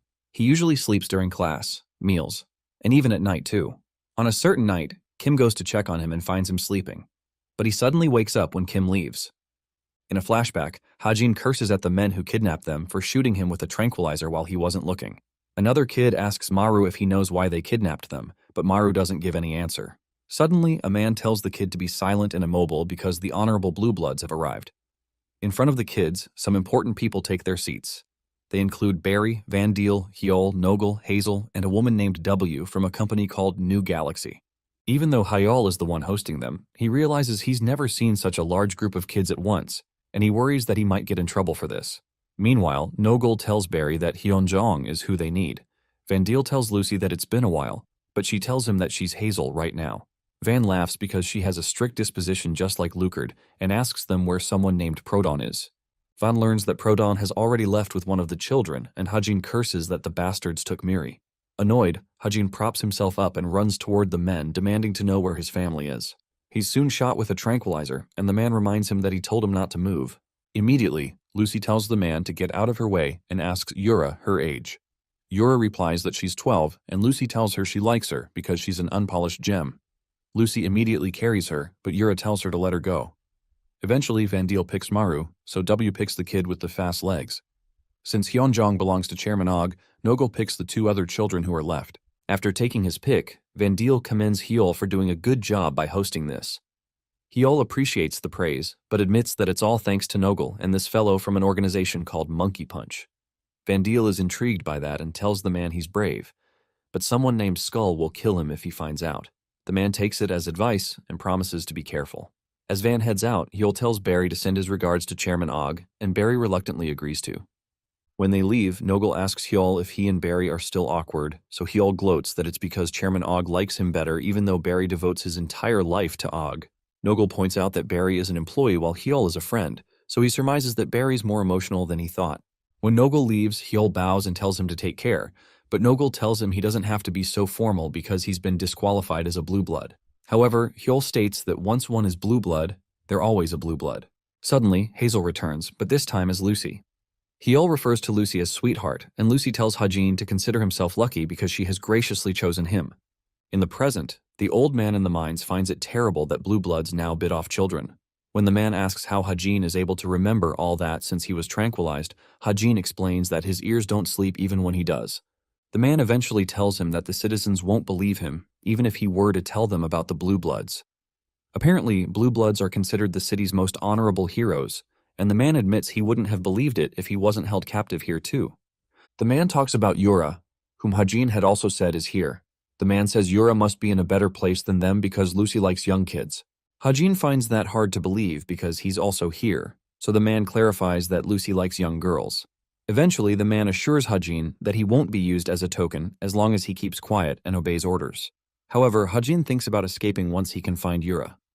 Suddenly, the old man reminds him that he told him to keep quiet and follow orders, so Hajin wonders how he heard his thought and asks if he has superpowers. However, the man just clarifies that he's pretty old and knows what a kid is thinking. He adds that even the hardest criminals can't escape Lucy Land because the security of the prison is insane. The man explains that it's impossible unless he's unexplainably strong. Regardless, Hajin tells him to watch as he breaks Yura out of here. Meanwhile, Lucy receives some tea from a talking teapot. She becomes angry and tells the teapot to also give her lover some tea too, so the teapot starts to blush and confesses that she's shy because Lucy's lover is her type. Lucy admits that her lover is their ideal type, but she mentions that they need to be perfect.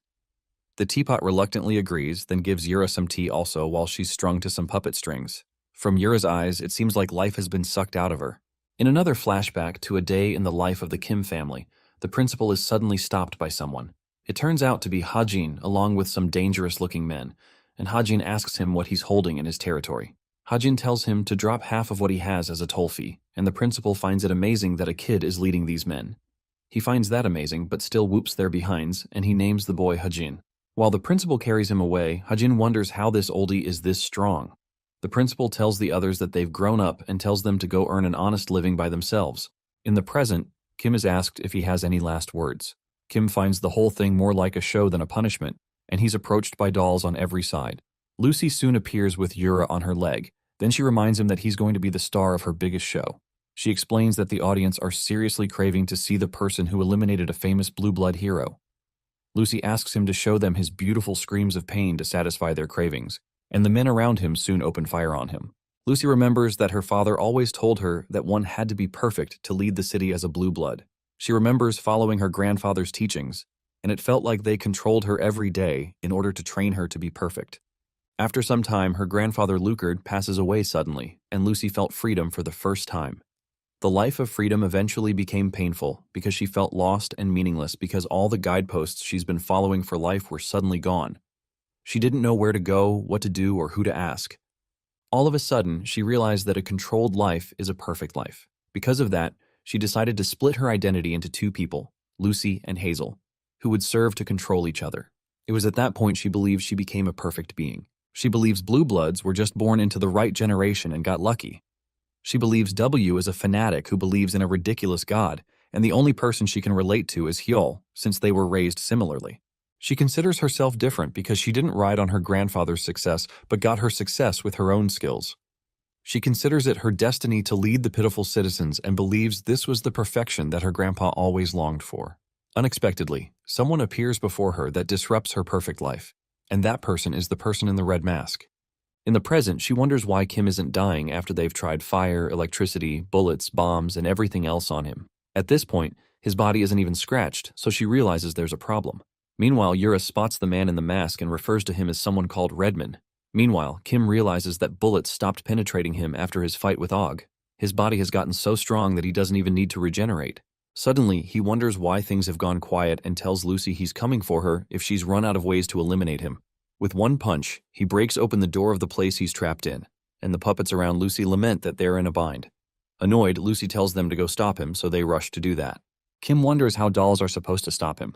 So two skeletons who work as Lucyland Court Judge and Supreme Judge appear over Kim to tell him he must be punished for disrupting the order of Lucyland. The dolls all attack to protect Lucy, but Lucy snickers at that since she's just using them to buy time. She decides that it's time to use a special doll.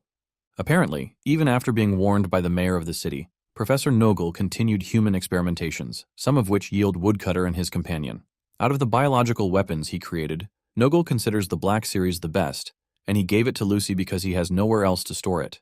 Lucy decides to use her perfect doll superpower on Nogel's experiment so she can create perfection itself. Meanwhile, the judges and the other dolls have their behinds handed to them. Some of the guards make a run for it when they watch him take out all the dolls, and they realize he's really dangerous, especially since he could take out Chairman Og. Later, Kim goes to retrieve his clothes because he can't lose them after borrowing them. After putting them back on, he wonders how he can find Lucy. Suddenly, he's approached by the black monster who's seen wearing a gray mask. The black monster towers over Kim, and our guy wonders what on earth this is. There's a television on the black monster's head, and Lucy shows through it and tells Kim that he's created a stain in her perfect life. She accuses him of freaking Lucyland beyond repair and tells him he's destroyed all her dolls. Angry, she accuses him of messing up her show and the order of Blue Moon City. While angry, Lucy clings to Yura and starts to cut her flesh with her fingernails. Suddenly, Kim spots Yura, but Lucy controls the black doll to take him out. The black doll slams its hand on Kim, releasing such huge power that it knocks down the guards that are trying to escape and wrecks things in the prison. After the smoke settles down, Kim tells her that he's already given her plenty of opportunities to eliminate him, but she's failed miserably, even though she always talks of perfection. It shocks Lucy that he was able to survive that hit, so Kim shows her a proper hit, and his punch launches the black doll backwards through several walls until it breaks into the room where Lucy is keeping Yura. She's almost thrown off her throne by the energy, so Kim tells her that her beloved Lucyland will cease to exist. In another flashback to a day in the life of the Kim family, Kim finds Yura walking around at night, so she tells him she can't fall asleep. Later, while they're chatting, she points to a certain direction and tells him that it leads to the slums. She asks him why no one comes to the school from there, so Kim tells her that there's a rumor that a monster lives around there, and that could be the reason.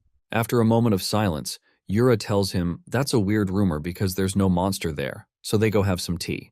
Meanwhile, a creepy monster walks around the forest looking like Bigfoot. In the present, a guy outside the prison yawns because of how boring his job is.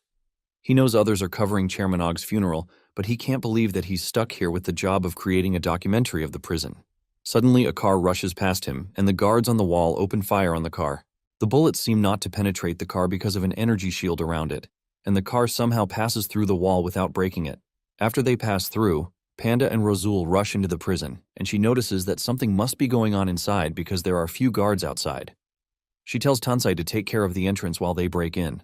Inside the car, Tansai sweats bullets, and he can't believe he's breaking into a prison as a policeman, and he considers himself a dead man.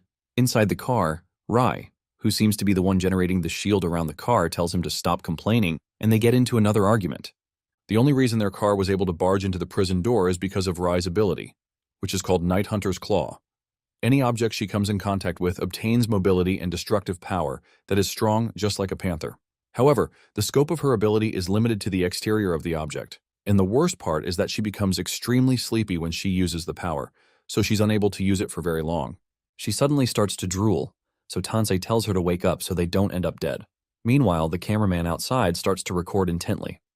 Inside the prison mines, the prisoners wonder if there's an earthquake going on because of the tremors they're feeling. One of the guards scares them by shooting upwards and warns them to keep working, then threatens to make them tokens if they leave. Suddenly, the guard is hit in the back of the head by someone who turns out to be Yura. Surprised, Hajin calls out to her and she tells him that she's here to save him. When he notices she's hurt, he becomes angry and asks if Lucy did this to her. Suddenly, the guard stands up and curses at Hajin for daring to say the name of a blue blood. He tells Yura that she's being taken care of by Miss Lucy, so the guard starts firing and refuses to spare her. When he starts firing, Hajin corners Yura to block the bullets and he transforms into a wolf and slams the guy into the wall.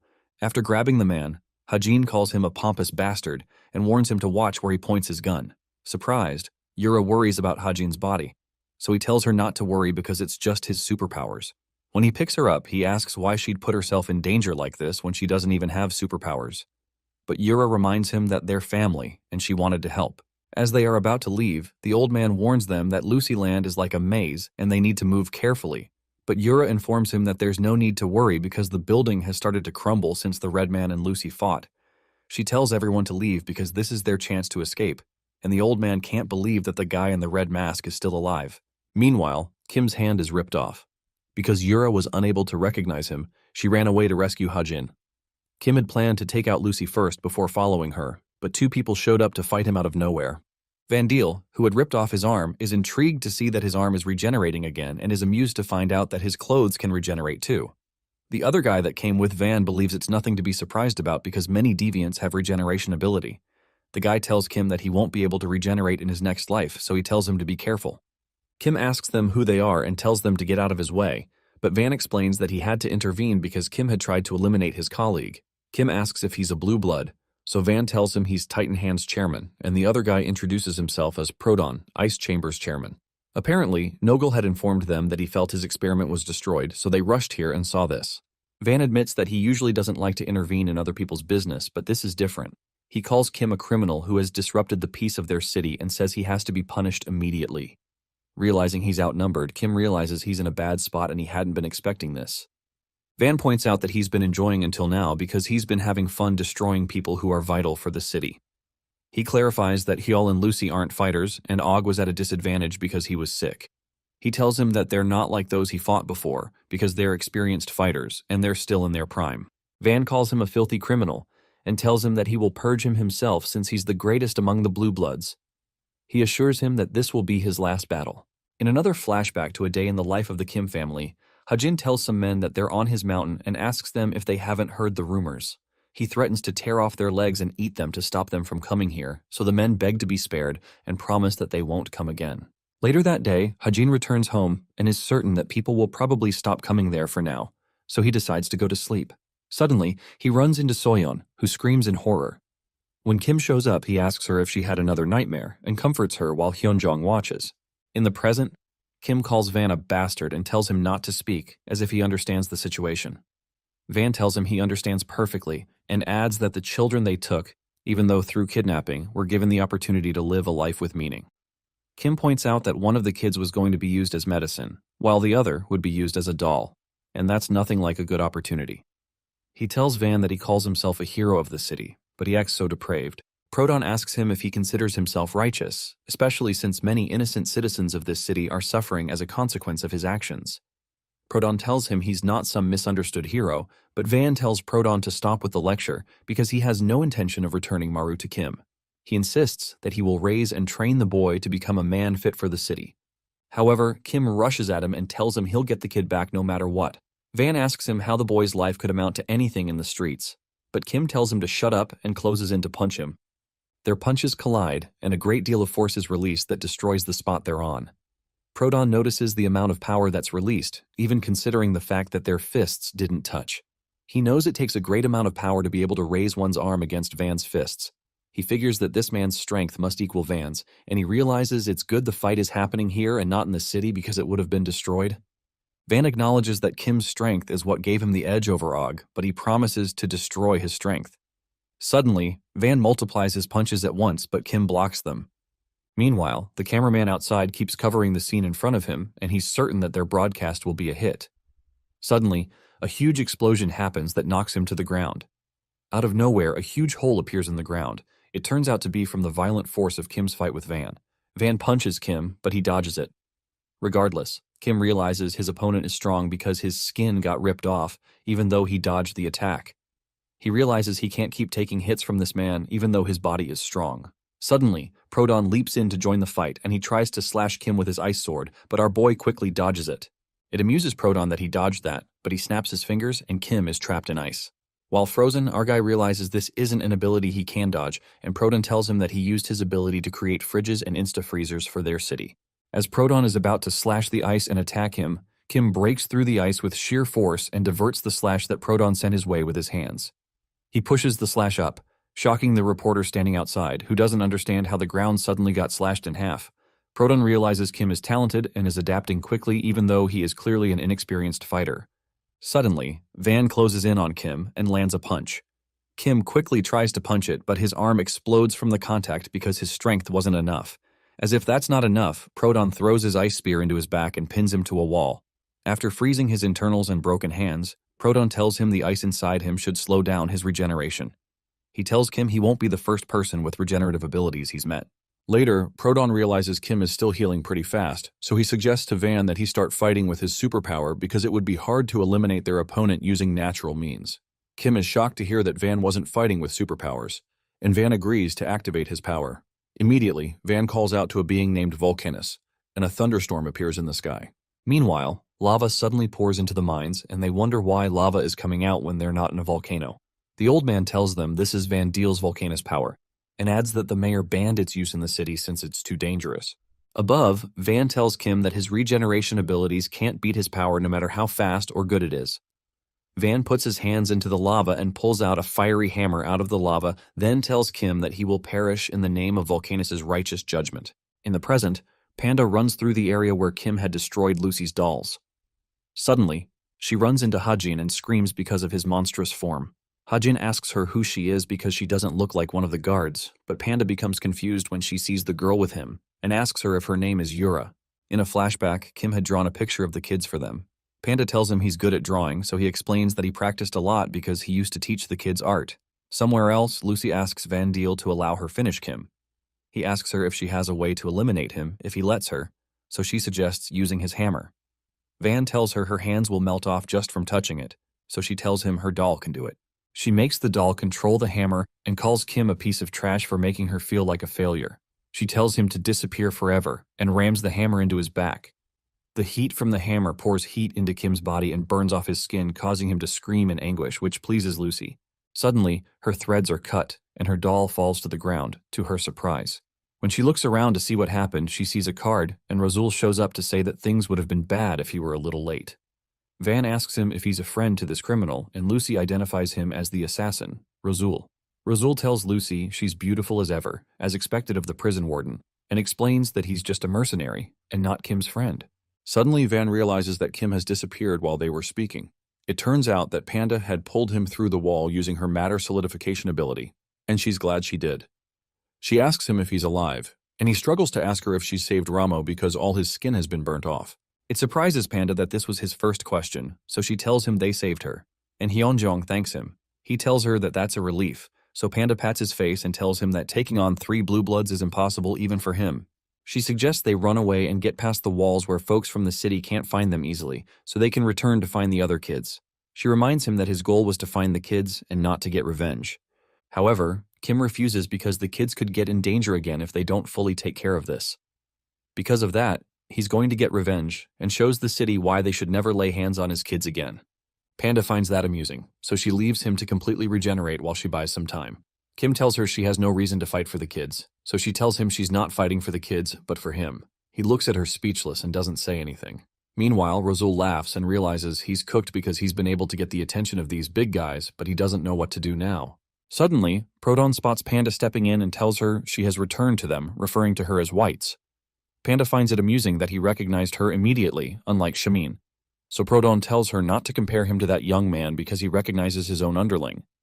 He mentions that her look and aura have changed, so she tells him she's a different person and goes by the name Panda now. Proton asks her if she's cutting ties with him by throwing away her past name, then prepares another ice spear, but she tells him the ties were already cut when she quit. Panda immediately tells Razul to handle Lucy while she handles the rest. Van notes that Proton knows Panda, but he asks him if he can get rid of her. Proton tells him to be careful because she's not strong, but he's never been able to defeat her. Proton immediately directs an ice attack at her, but Panda easily diverts his attack, which surprises Van. He doesn't know her ability, but he decides to get rid of her quickly so she doesn't cause problems later on. He dashes towards her with his hammer and gets in front of her in a moment, but Panda kicks him in the chest using her matter solidification ability. Van is surprised she reacted so quickly to his speed, but he soon figures that she must have been able to react because she was already expecting it. He figures that she must have good foresight, but it's useless since her kick was extremely weak. He brings down his hammer on her, so Panda realizes she's cooked, but Kim launches a punch at Van out of nowhere. The punch sends the big guy flying, and Panda is surprised to see Kim because he hasn't fully recovered yet. However, he tells her it's okay. He notes that Lucy and Rosul are evenly matched, so it's now a fair 2 versus 2 match on their side too. Suddenly, Van cries out in pain when he realizes that he's spilling blood for the first time. He promises Kim that he'll give him a painful death, but Kim tells him he was just about to say the same thing. Proton leaps in with his ice spear and launches it at Panda and freezes her on the spot. However, she melts the middle and walks out of them, reminding him that he knows that ice won't work on her. He agrees but generates an ice sword attack that he knows will be hard to handle. Panda jokes that he's mean, and Proton realizes she's intentionally standing near Van so she can restrict his attack range. Looking at his expression, Panda also realizes he's figured out her strategy. Meanwhile, Kim and Van keep fighting with all their might. Van swings at him with his hammer, but Panda kicks Kim's leg, forcing him to dodge the attack. After that, Kim punches Van in the chin, causing him to bleed again. Van becomes irritated that Kim could dodge his attack, but Proton realizes that Kim doesn't have the sense to dodge at that time. He knows he's strong, but stiff. But Panda is working with him to cover that flaw. Panda and Kim go at him again, hitting Van at once, and he bleeds out of his mouth. This annoys Van, so he pours out fire on them with his hammer. The fire burns everything in front of him, but Kim blocks the attack with his hands and only takes damage to his clothing. When the smoke clears up, he wonders how he was able to block such an attack without taking damage, and Van wonders the same. So Panda tells Kim that she uses her ability to increase his body's durability. Suddenly, Kim realizes he can't move his body, so Panda apologizes that she might have increased his durability so much that he's frozen solid. Van's face becomes completely sour, and Proton realizes that he's lived a life of constantly winning and practically led the war to victory. This is the first time he's getting an injury, and now he's losing the fight, and Proton guesses things are just as the same as when they first came to help Lucy. Meanwhile, Rosul teases Lucy by telling her she's lasting longer than he thought, and commends her strong fighting spirit. She tells him to shut up and calls him an armless imbecile, but Rosul playfully tells her she'll be the one who's headless soon.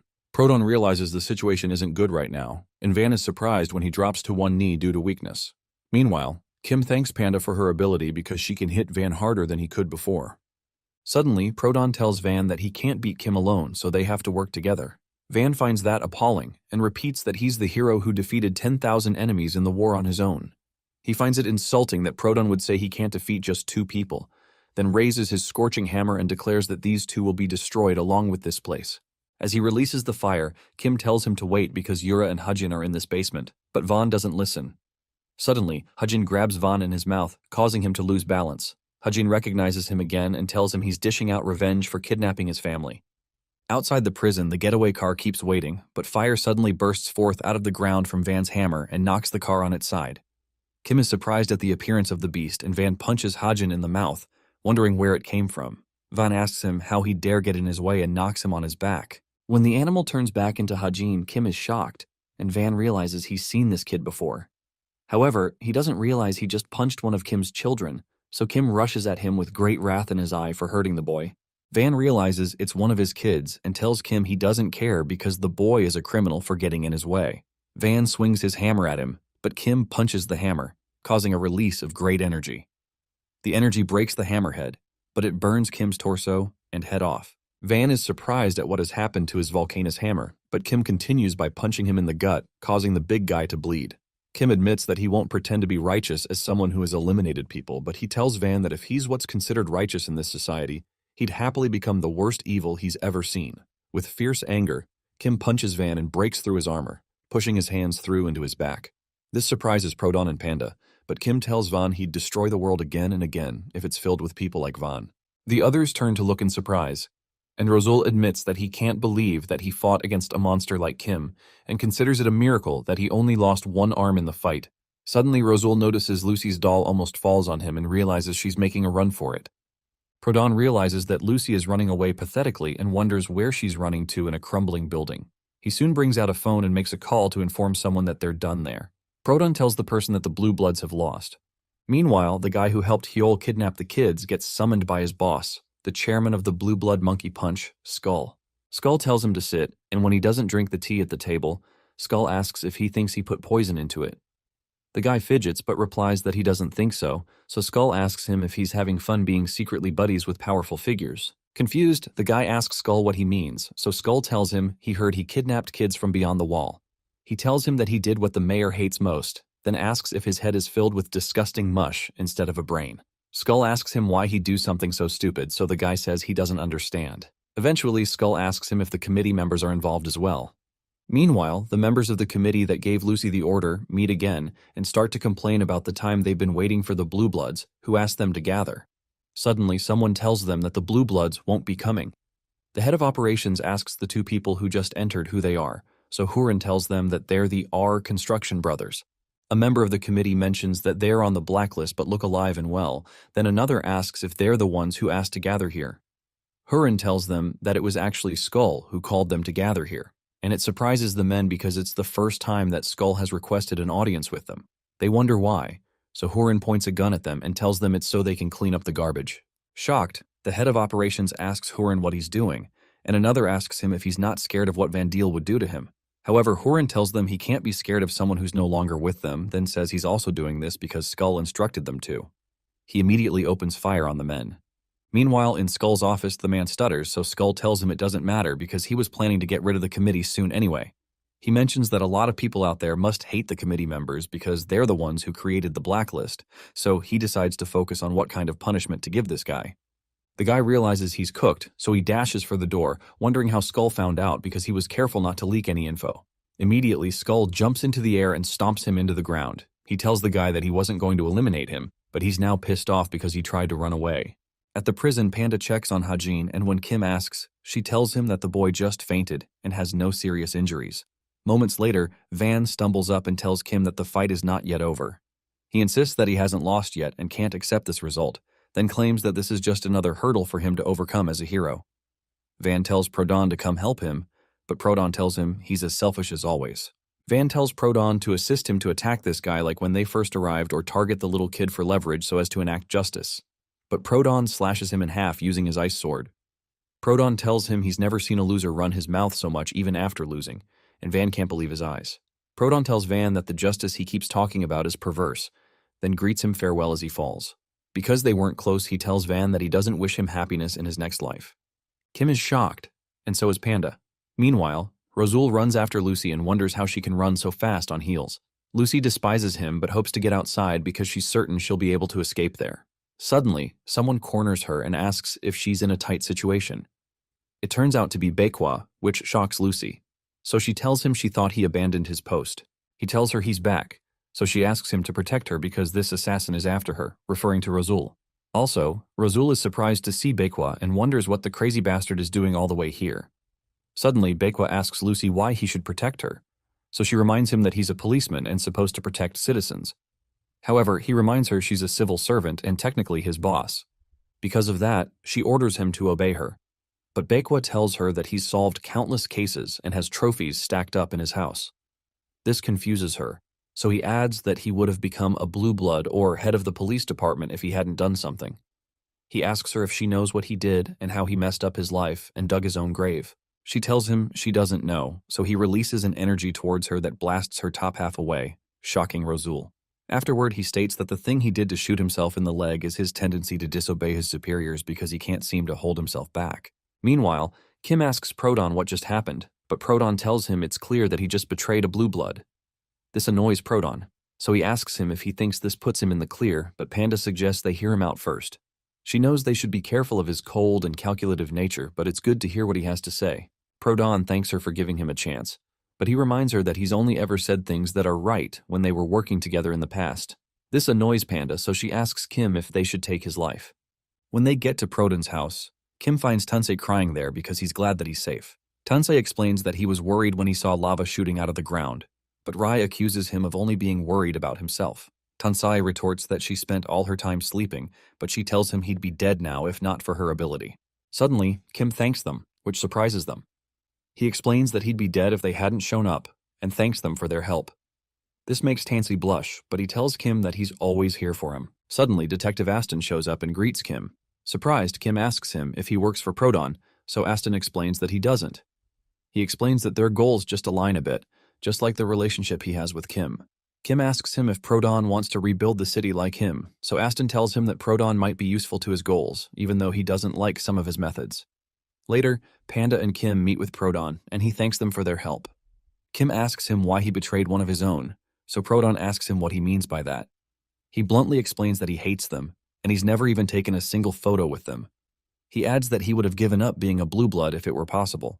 Apparently, the mayor placed him among them and asked him to keep them in check because of their personalities. Kim tells Prodon he shouldn't have lent his strength to them in the first place, so Prodon explains that strengths and morals aren't always equal in a person. He adds that the mayor did what he thought was best. He explains that he knows the blue bloods crossed a line this time, especially since the mayor cares about the well-being of every child, even those from the streets. Suddenly, Panda mentions that she knows the mayor is a person shrouded in mystery, but she confesses that it was not the image she had of him. Regardless, Prodon tells her that he's never personally met a man who's more pure in heart than the mayor. He knows that the mayor would come back to the city in an instant to fix things if he could. Intrigued, Kim asks where the mayor is, so Prodon says the mayor is somewhere beyond the city and the streets. Apparently, it's because of him that the streets aren't completely destroyed for now. Because Prodon knows what he does for them, he does whatever he requests of him, which includes blending in with the blue bloods. He explains that he had to do savage acts to blend in with the savages, but he eventually ran into a problem. Apparently, one of the blue bloods found out about him and started to threaten his family. Because he hates them, he planned to eliminate them all instead of searching for who it was, but Kim showed up first and did the job. However, Kim points out that he was still an accomplice in kidnapping the children, so Prodon tells him that he did what he had to do. He also adds that he did not thank him for defeating Van, but he thanked him for looking after his beloved granddaughter. To Kim's surprise, one of the girls named Miri appears.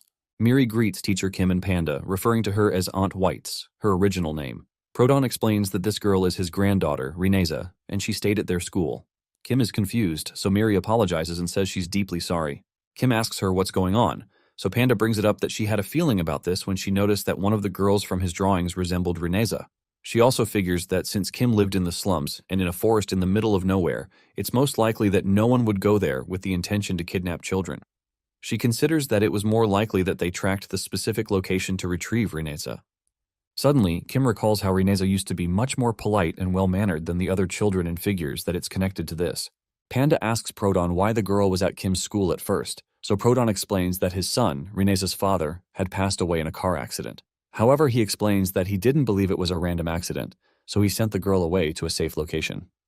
Apparently, he heard a rumor of a school hidden in the slums, so he took her there himself. He adds that the principal seemed like a good person, and he's pained by the news of his death. He states that he was able to hide Reneza's location perfectly, so the fact that they were able to detect her location shows him that the culprit is W, because only her superpower can do that. Because Reneza felt guilty that everything happened because of her, she had asked Prodon to save the other children, but he had to decline because the other blue bloods were too strong for him to handle.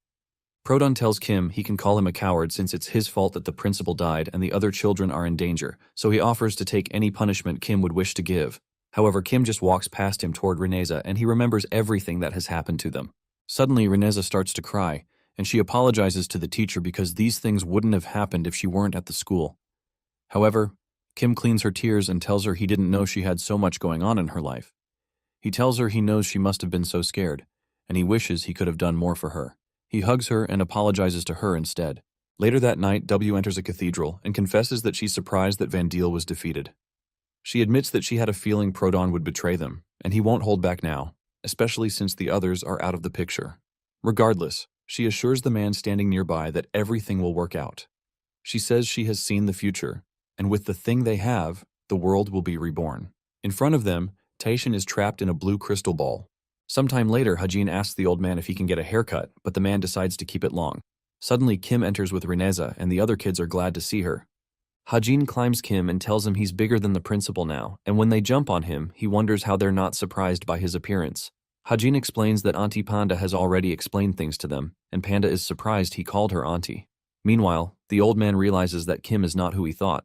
Nearby, Rai tries to get Panda to snap out of it when she collapses after Hajin calls her aunt. Sometime later, Rai thinks about how they've seen great changes in the city after they got to this place. A video of the Crimson prison explosion was released, and people who were imprisoned wrongly escaped and decided to spread the truth to the citizens. Rai also remembers that Detective Aston had said it's almost time and left to go to the broadcasting station, but she doesn't know what he meant by that. Apart from that, those holding Maru finally returned him, and Rai believes Zipper must have handled that. Also, the company Titan Hand was apparently split into two, each half given to one of Van Deel's subordinates. Rai and Ramo eventually decided to return to their hometown, especially since Handsome asked them to come back. As they're about to leave, Rozul enters the house battered, and he asks them why none of them looked for him since they're his friends. The girls are first surprised, so Ramo excitedly asks him if he came back, and Rai tells him that they thought he ran away when he got the chance. Annoyed, Rozul asks them if they know how much he suffered for them. Then he points back at the other kids he rescued for them, who are wearing Labcity uniforms. Surprised, Kim recognizes the kids are Sungun and Baekseon, so he rushes to greet them, but they wonder who on earth he is. Rozul explains that Baekwa suddenly showed up and took down Lucy when he was following her. Then he asked him to follow him to Labcity. Panda recalls that Labcity is Nogle's lab, so she wonders if Baekwa rescued the kids from the slums. She asks him about Nogle, so Rozul says that he ran away. Suddenly, Baekwa calls out to Kim and tells him it's time for him to repay him, and asks for a chance to slap him this once. Suddenly, Kim remembers how Aston tells him he hopes he found his family, and he needs to be careful of his head, so he blocks Baekwa's hand. This annoys Baekwa, so he turns away and tells Kim that they're not even. Kim is confused, so Panda asks him if he knows Baekwa. Still confused, Kim says he only remembers beating him up. Suddenly, Tansai enters and is shocked to find out that Baekwa is alive. As he approaches him, Baekwa grabs his head and playfully tells him he's rude. He asks him why he's with the red mask bastard, and Tansai tries to explain, but it's too late. In a flashback, Baekwa digs himself out of the grave and wonders who on earth the guy he fought with was. He realizes he's in a cemetery and thinks about how pathetic it was for him to be knocked out, even though he let his guard down. His stomach starts to rumble, so he decides to get some food first. A few days after, he's still hungry, and he starts to be in serious pain because he's unable to get food in the slums. When he runs into a guy having a piece of food, he stares at the guy, but the guy quickly eats the food because he's going through a lot since the city's not supporting them anymore. Annoyed, Baekwa calls the guy a stubborn and weak slum bastard, but he refuses to steal his food because he has the pride of a cop. A couple of days after, Baekwa crumbles on the streets, and he wonders if he's going to die of hunger after all his exploits. Considering how he's going to die, he wonders if he should have fought Van Deel to see who's stronger. Suddenly, Soyeon finds him, so he asks her if she has some food. His shout startles her, so she starts to run. He tries to ask her to wait, but she soon trips and falls. When she starts to cry, Baekwa realizes he's wasted the little energy he has. Sometime later, she returns with some food while still crying and drops it in front of him. After he eats the food, Baekwa learns about the school and asks Soyeon about her family. To show him, she draws him a picture of Kim and the others, but Baekwa becomes angry about the red mask bastard and promises to take his life when he meets him. When Soyeon hears that, she starts to cry. So Baekwa asks her if she always cries. He insists that crying doesn't work on him, and she can cry all she wants, but she goes on for 2 hours until he starts to wonder how a single human can have so many tears. When he's eventually worn out, he promises not to fight Kim and pleads with her to stop. Shortly after, she falls asleep, and he wonders what's wrong with her. Eventually, she wakes up and explains everything to him, and Baekwa realizes he's listening to the motives of the guy who kicked his behind. Later, Baekwa takes the principal's clothes and checks out his burial spot. He tells Soyeon that he's keeping the clothes, but promises to repay her for the food and clothes. When he leaves, she sees him off, and Baekwa realizes that he had only thought trashy people lived in the streets. He soon accepts that people are really the same everywhere you go. In another flashback, a strange being sits in his office when he notices someone who he's amused to see that he's still alive. The being sees the principal and confesses that he can't believe that an outsider could walk in here at their own will. He adds that people with superpowers are usually banned from this place. However, the principal tells him to cut the shit because he knows he wanted to see him. The being tells the principal that he's not interested in him but in the thing that he has. The principal tells him to speak directly, so the being asks him if he came to him to make a deal. Meanwhile, in Blue Moon City, people protest against corrupt companies and demand an upright city.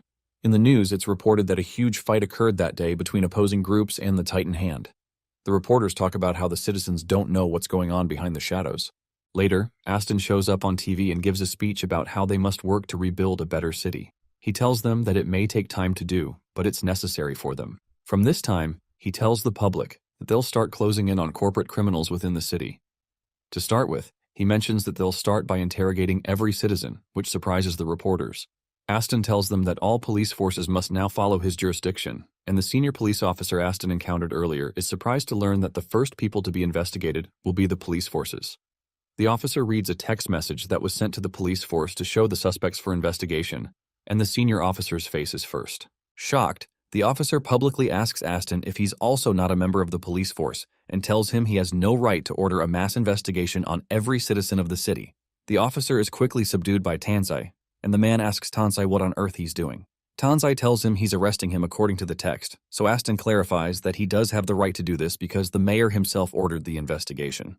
Apparently, Aston is the mayor's executive squad. Somewhere else, another officer sees the list of suspects and notices the picture of one of his juniors there.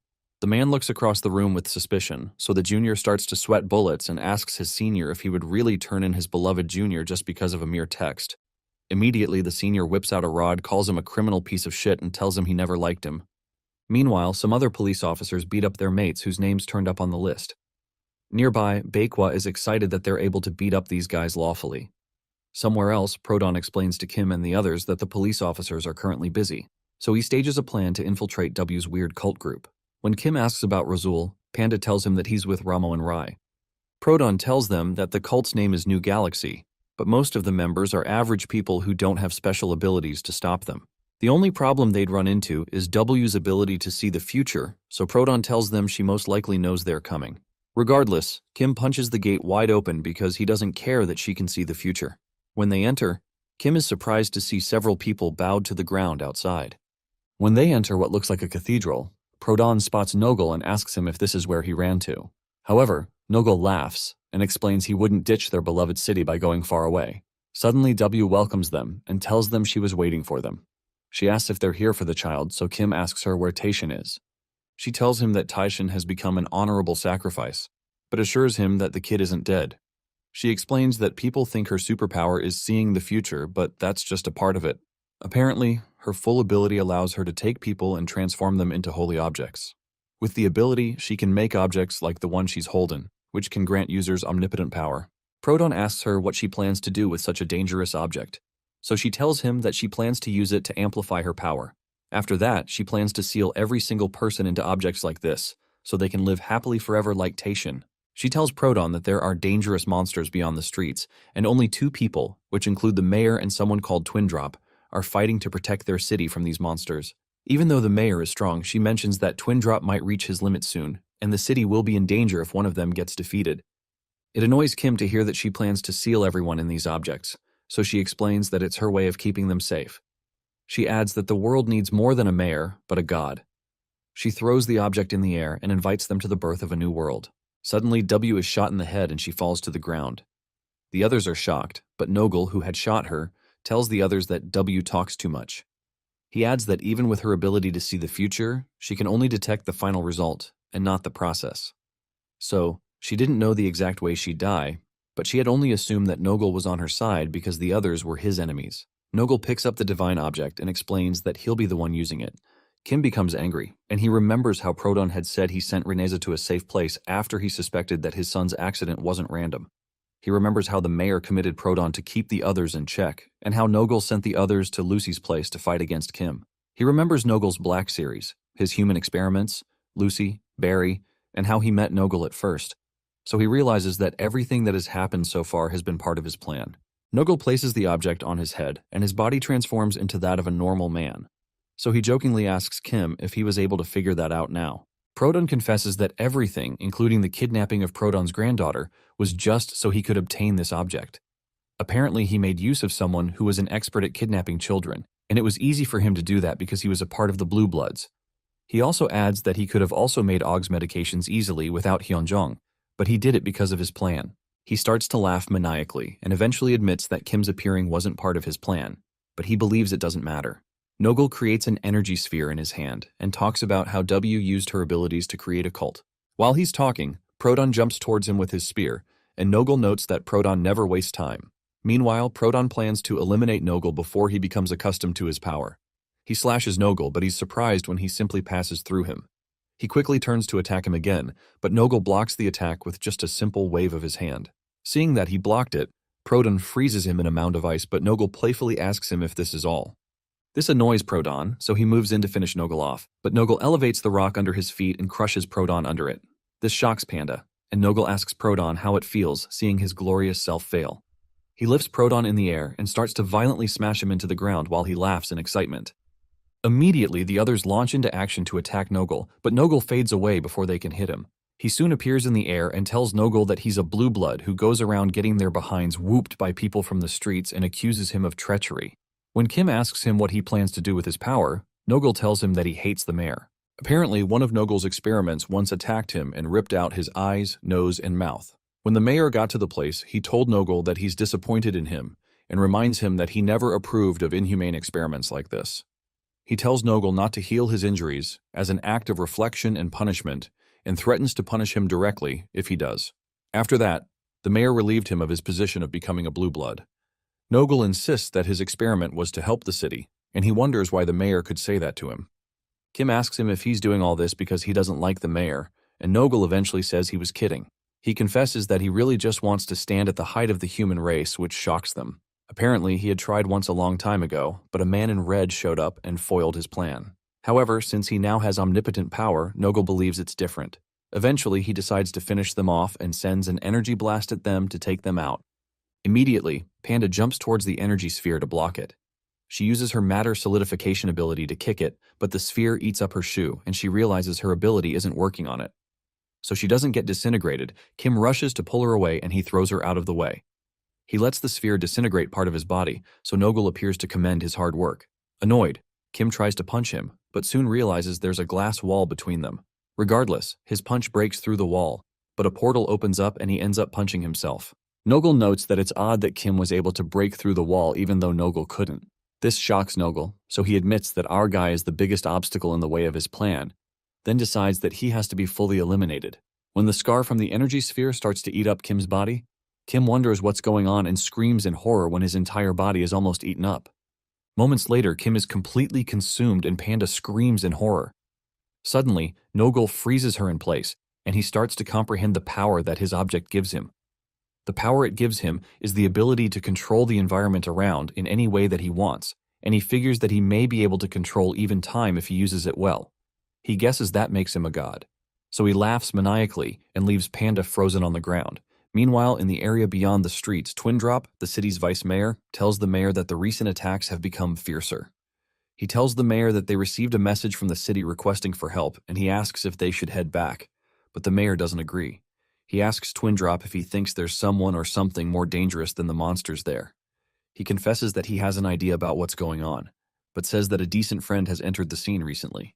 Twindrop asks if he's referring to the person eliminating the Blue Bloods, and wonders why the mayor considers him a friend since he's never seen him. The mayor tells him that he actually has, even before Twindrop was born.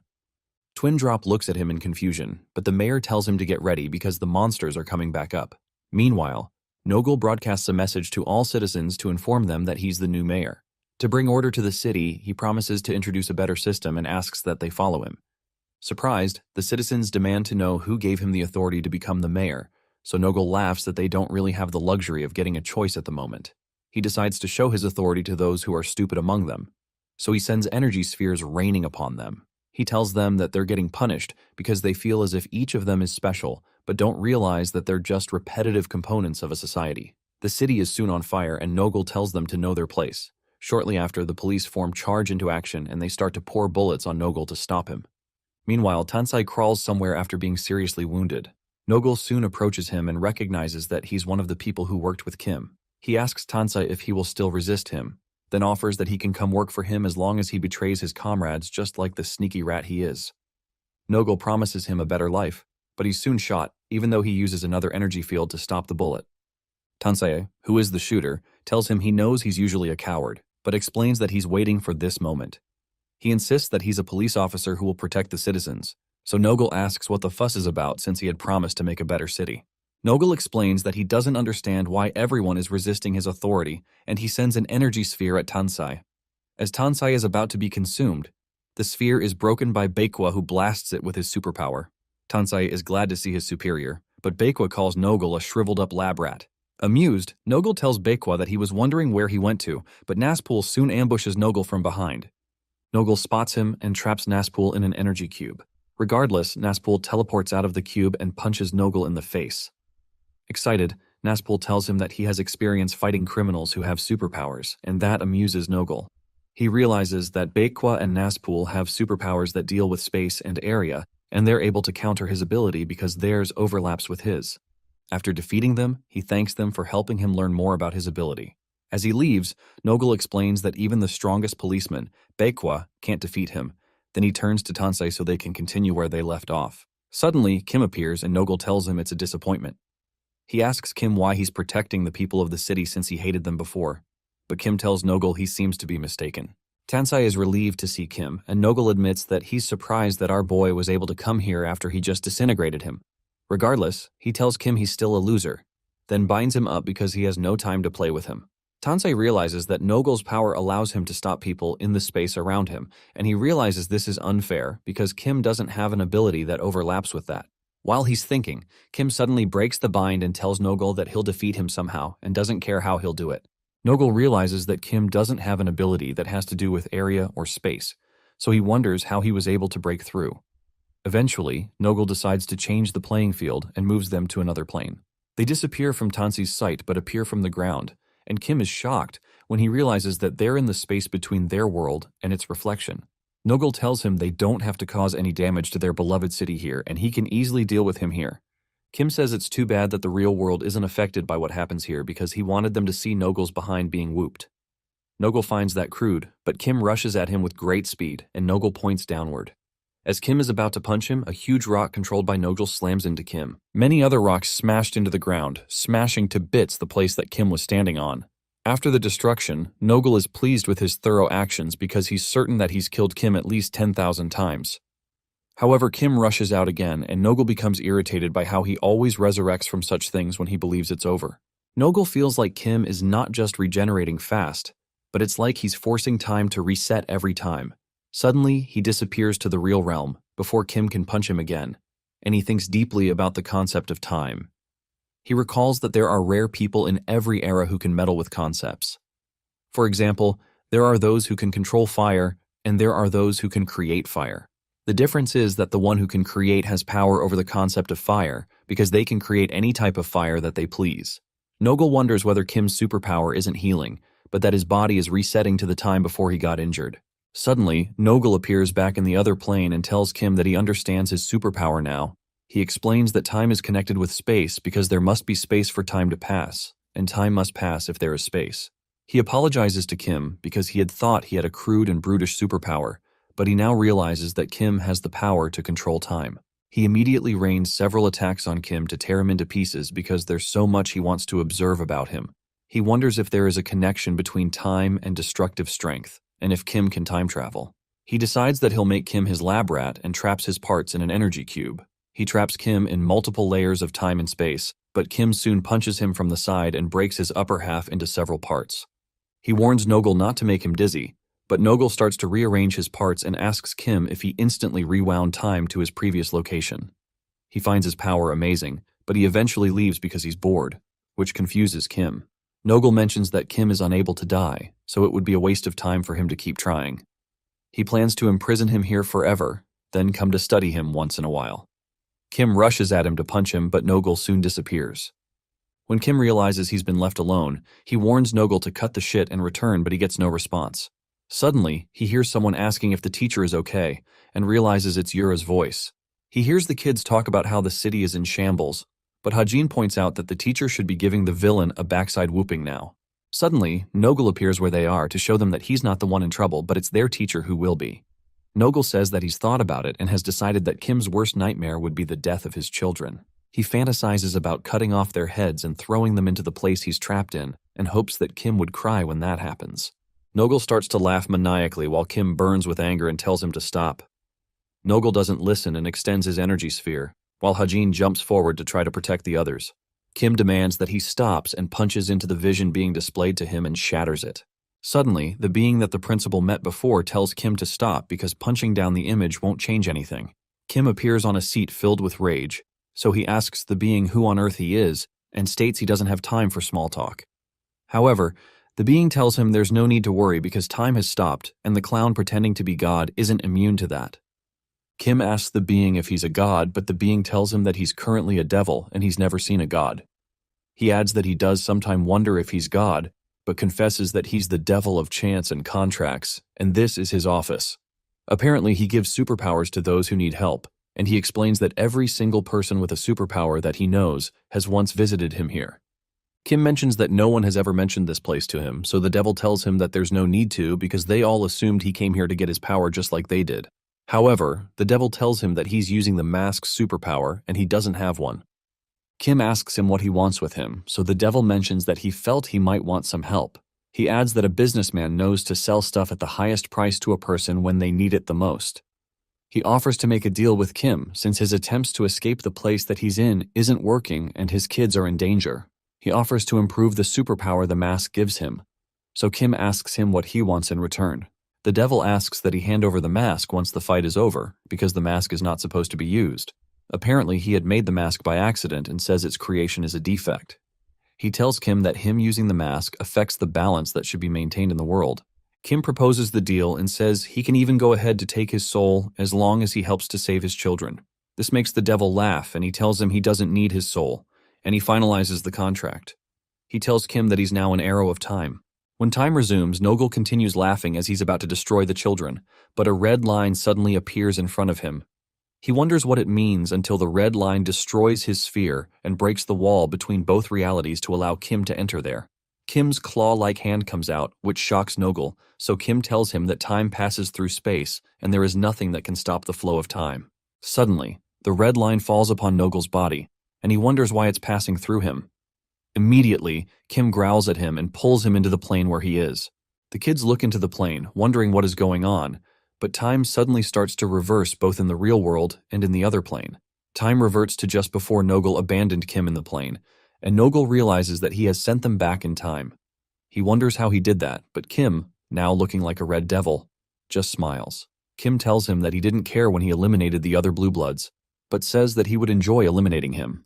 Kim releases streaks of red lightning at him, but Nogel screams at the boy, saying he's nothing. Neither a mayor nor a citizen. He tells Kim that he's not even a notable person from the streets and insists that nobodies like him can't defeat him. Nogel fills up with rage, while Kim also burns with fury, and their unleashed powers collide in the middle. When the smoke from the collision clears, Nogel is left without arms, and his body is cracked into separate parts by Kim's red lines. The red devil soon approaches him and takes out the object from his head, making Nogel scream in horror. As Kim removes it, they teleport between several realms until they end up in space, yet he still manages to take it away. After separating Nogel from the object, Kim releases him into space to fall to his doom and tells Taishin, who's inside the object, that it's time for them to go home. Kim suddenly starts to fall and begins to panic when he realizes he can't use his time powers and can't return. He suddenly realizes that the devil has taken back the mask, just as stated in the contract, and he laughs at how successful the deal turned out to be. With the mask in hand, the devil remarks that this is what it feels like to make a deal with the devil. He asks Kim if he has no regrets since he has achieved what he wanted. Meanwhile, Kim falls toward his death, but tells himself that it doesn't matter as long as they can go home. His body soon ignites from the speed of re-entry into the atmosphere, and many people below look up at the sky, seeing a red line streaking toward the ground. Kim finally crashes into the earth, and his impact creates a massive crater. Inside the crater, Taishin appears nude. 3 years later, the Blue Moon City regains its former vibrance. On a talk show, a man says that the ideology of their new city is to give everyone equal opportunities without discrimination. He argues with another man about the fairness of granting a company named Ice Chamber a monopoly over a company called the Pipelines, but Chamin argues that they're simply doing business, so it's not a monopoly. The man accuses Chamin of being an Ice Chamber underling, and they start a fierce argument while Hurin listens with a smile on his face. Eventually, Hurin tries to calm them down because they're on live TV, but they warn him to stay out of it, even though he's the host of the panel. Meanwhile, Rineza watches their argument with amusement. But Prodon tells her that he can't just hand over the pipelines to anyone. He worries that it could become the second coming of the Blue Bloods if he gives it to the wrong person, especially since humans tend to be greedy. He advises Rineza to learn to always maintain self-control. In the wasteland beyond the streets, Ramo laments that a man is charging her 11,000 yolvs for a liter of gas. She accuses him of inflating the price, but he tells her it's obvious she's an outsider because of her outfit. He asks how she would know the actual price, but Rosul soon warns the man not to lie to his friend, or he might end up becoming her slave if he does. Rosul grabs the man's arm and notices that he has a mechanical prosthetic arm. Meanwhile, on Fashion Street, a biker gang rides furiously with the intention of taking over the area. They decide to attack anyone who stands against them and stab a guy they see on the road. Nearby, the original version of the guy screams because they stabbed his clone. Rai, who is standing beside him, tells the guy that he's lost again and she's never seen him win. The guy asks her if he should call for backup, but she tells him there's no need because she can handle it herself. After using her superpower on a nearby tire and turning it against the men, they're easily defeated, so she ties them up in the middle of the street. When Tansei arrives, he tells Rai that it looks like the men walked right into her hands. He calls her a lucky gatekeeper, but she punches him and reminds him she's not a gatekeeper. Eventually, she asks him if he has time later tonight, so Tansei asks if she believes there'll be more criminals coming at night.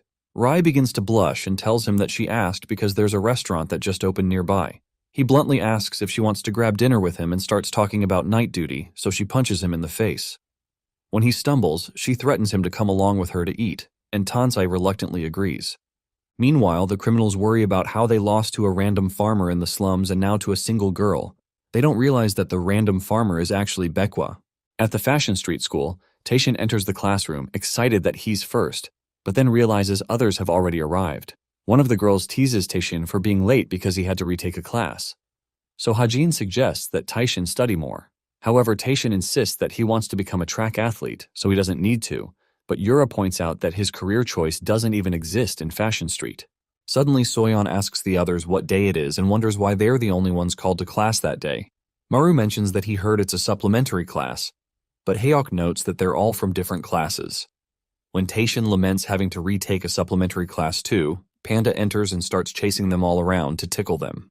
Eventually, when Panda gets to the front of the class, the students wonder why she's teaching a supplementary class since she's a high school teacher. However, she explains that she's only there to introduce a new teacher. Hajin hopes it's a female teacher, but Panda asks why he's never this excited about her. She worries that it's because he thinks she's old, but then announces that the new teacher is male. Immediately, Hajin says they don't need him, but Yura tells him to stop being rude. Suddenly, Panda tells Kim that Hajin says he can leave because they don't need him. The other students are shocked to hear that name and rush to meet Kim. In a flashback, the principal goes to the devil to make a deal, offering to give up his superpower. The devil asks if he realizes that he'll just become a normal old man who could easily die from a single bullet. But the principal pats his head and asks if he remembers when they first met. Surprised, the devil admits that he remembers hearing the principal's wish to protect his family, which is why he granted him the superpower. However, he points out that he didn't know the principal would cause such a mess with the mask. The principal explains that the power was never meant for him. He says that he now has a new family to protect, but is too old to do it properly. The devil isn't moved by his emotional reason, but he asks what the principal wants in return for giving up his superpower. The principal says he wants the devil to give his family a chance if he ever leaves this world and they're in danger. In the present, Kim reunites with the kids, and the devil realizes that the principal's contract terms are far too ambiguous. He wonders if this outcome satisfies him and calls him the Red, the original Redman.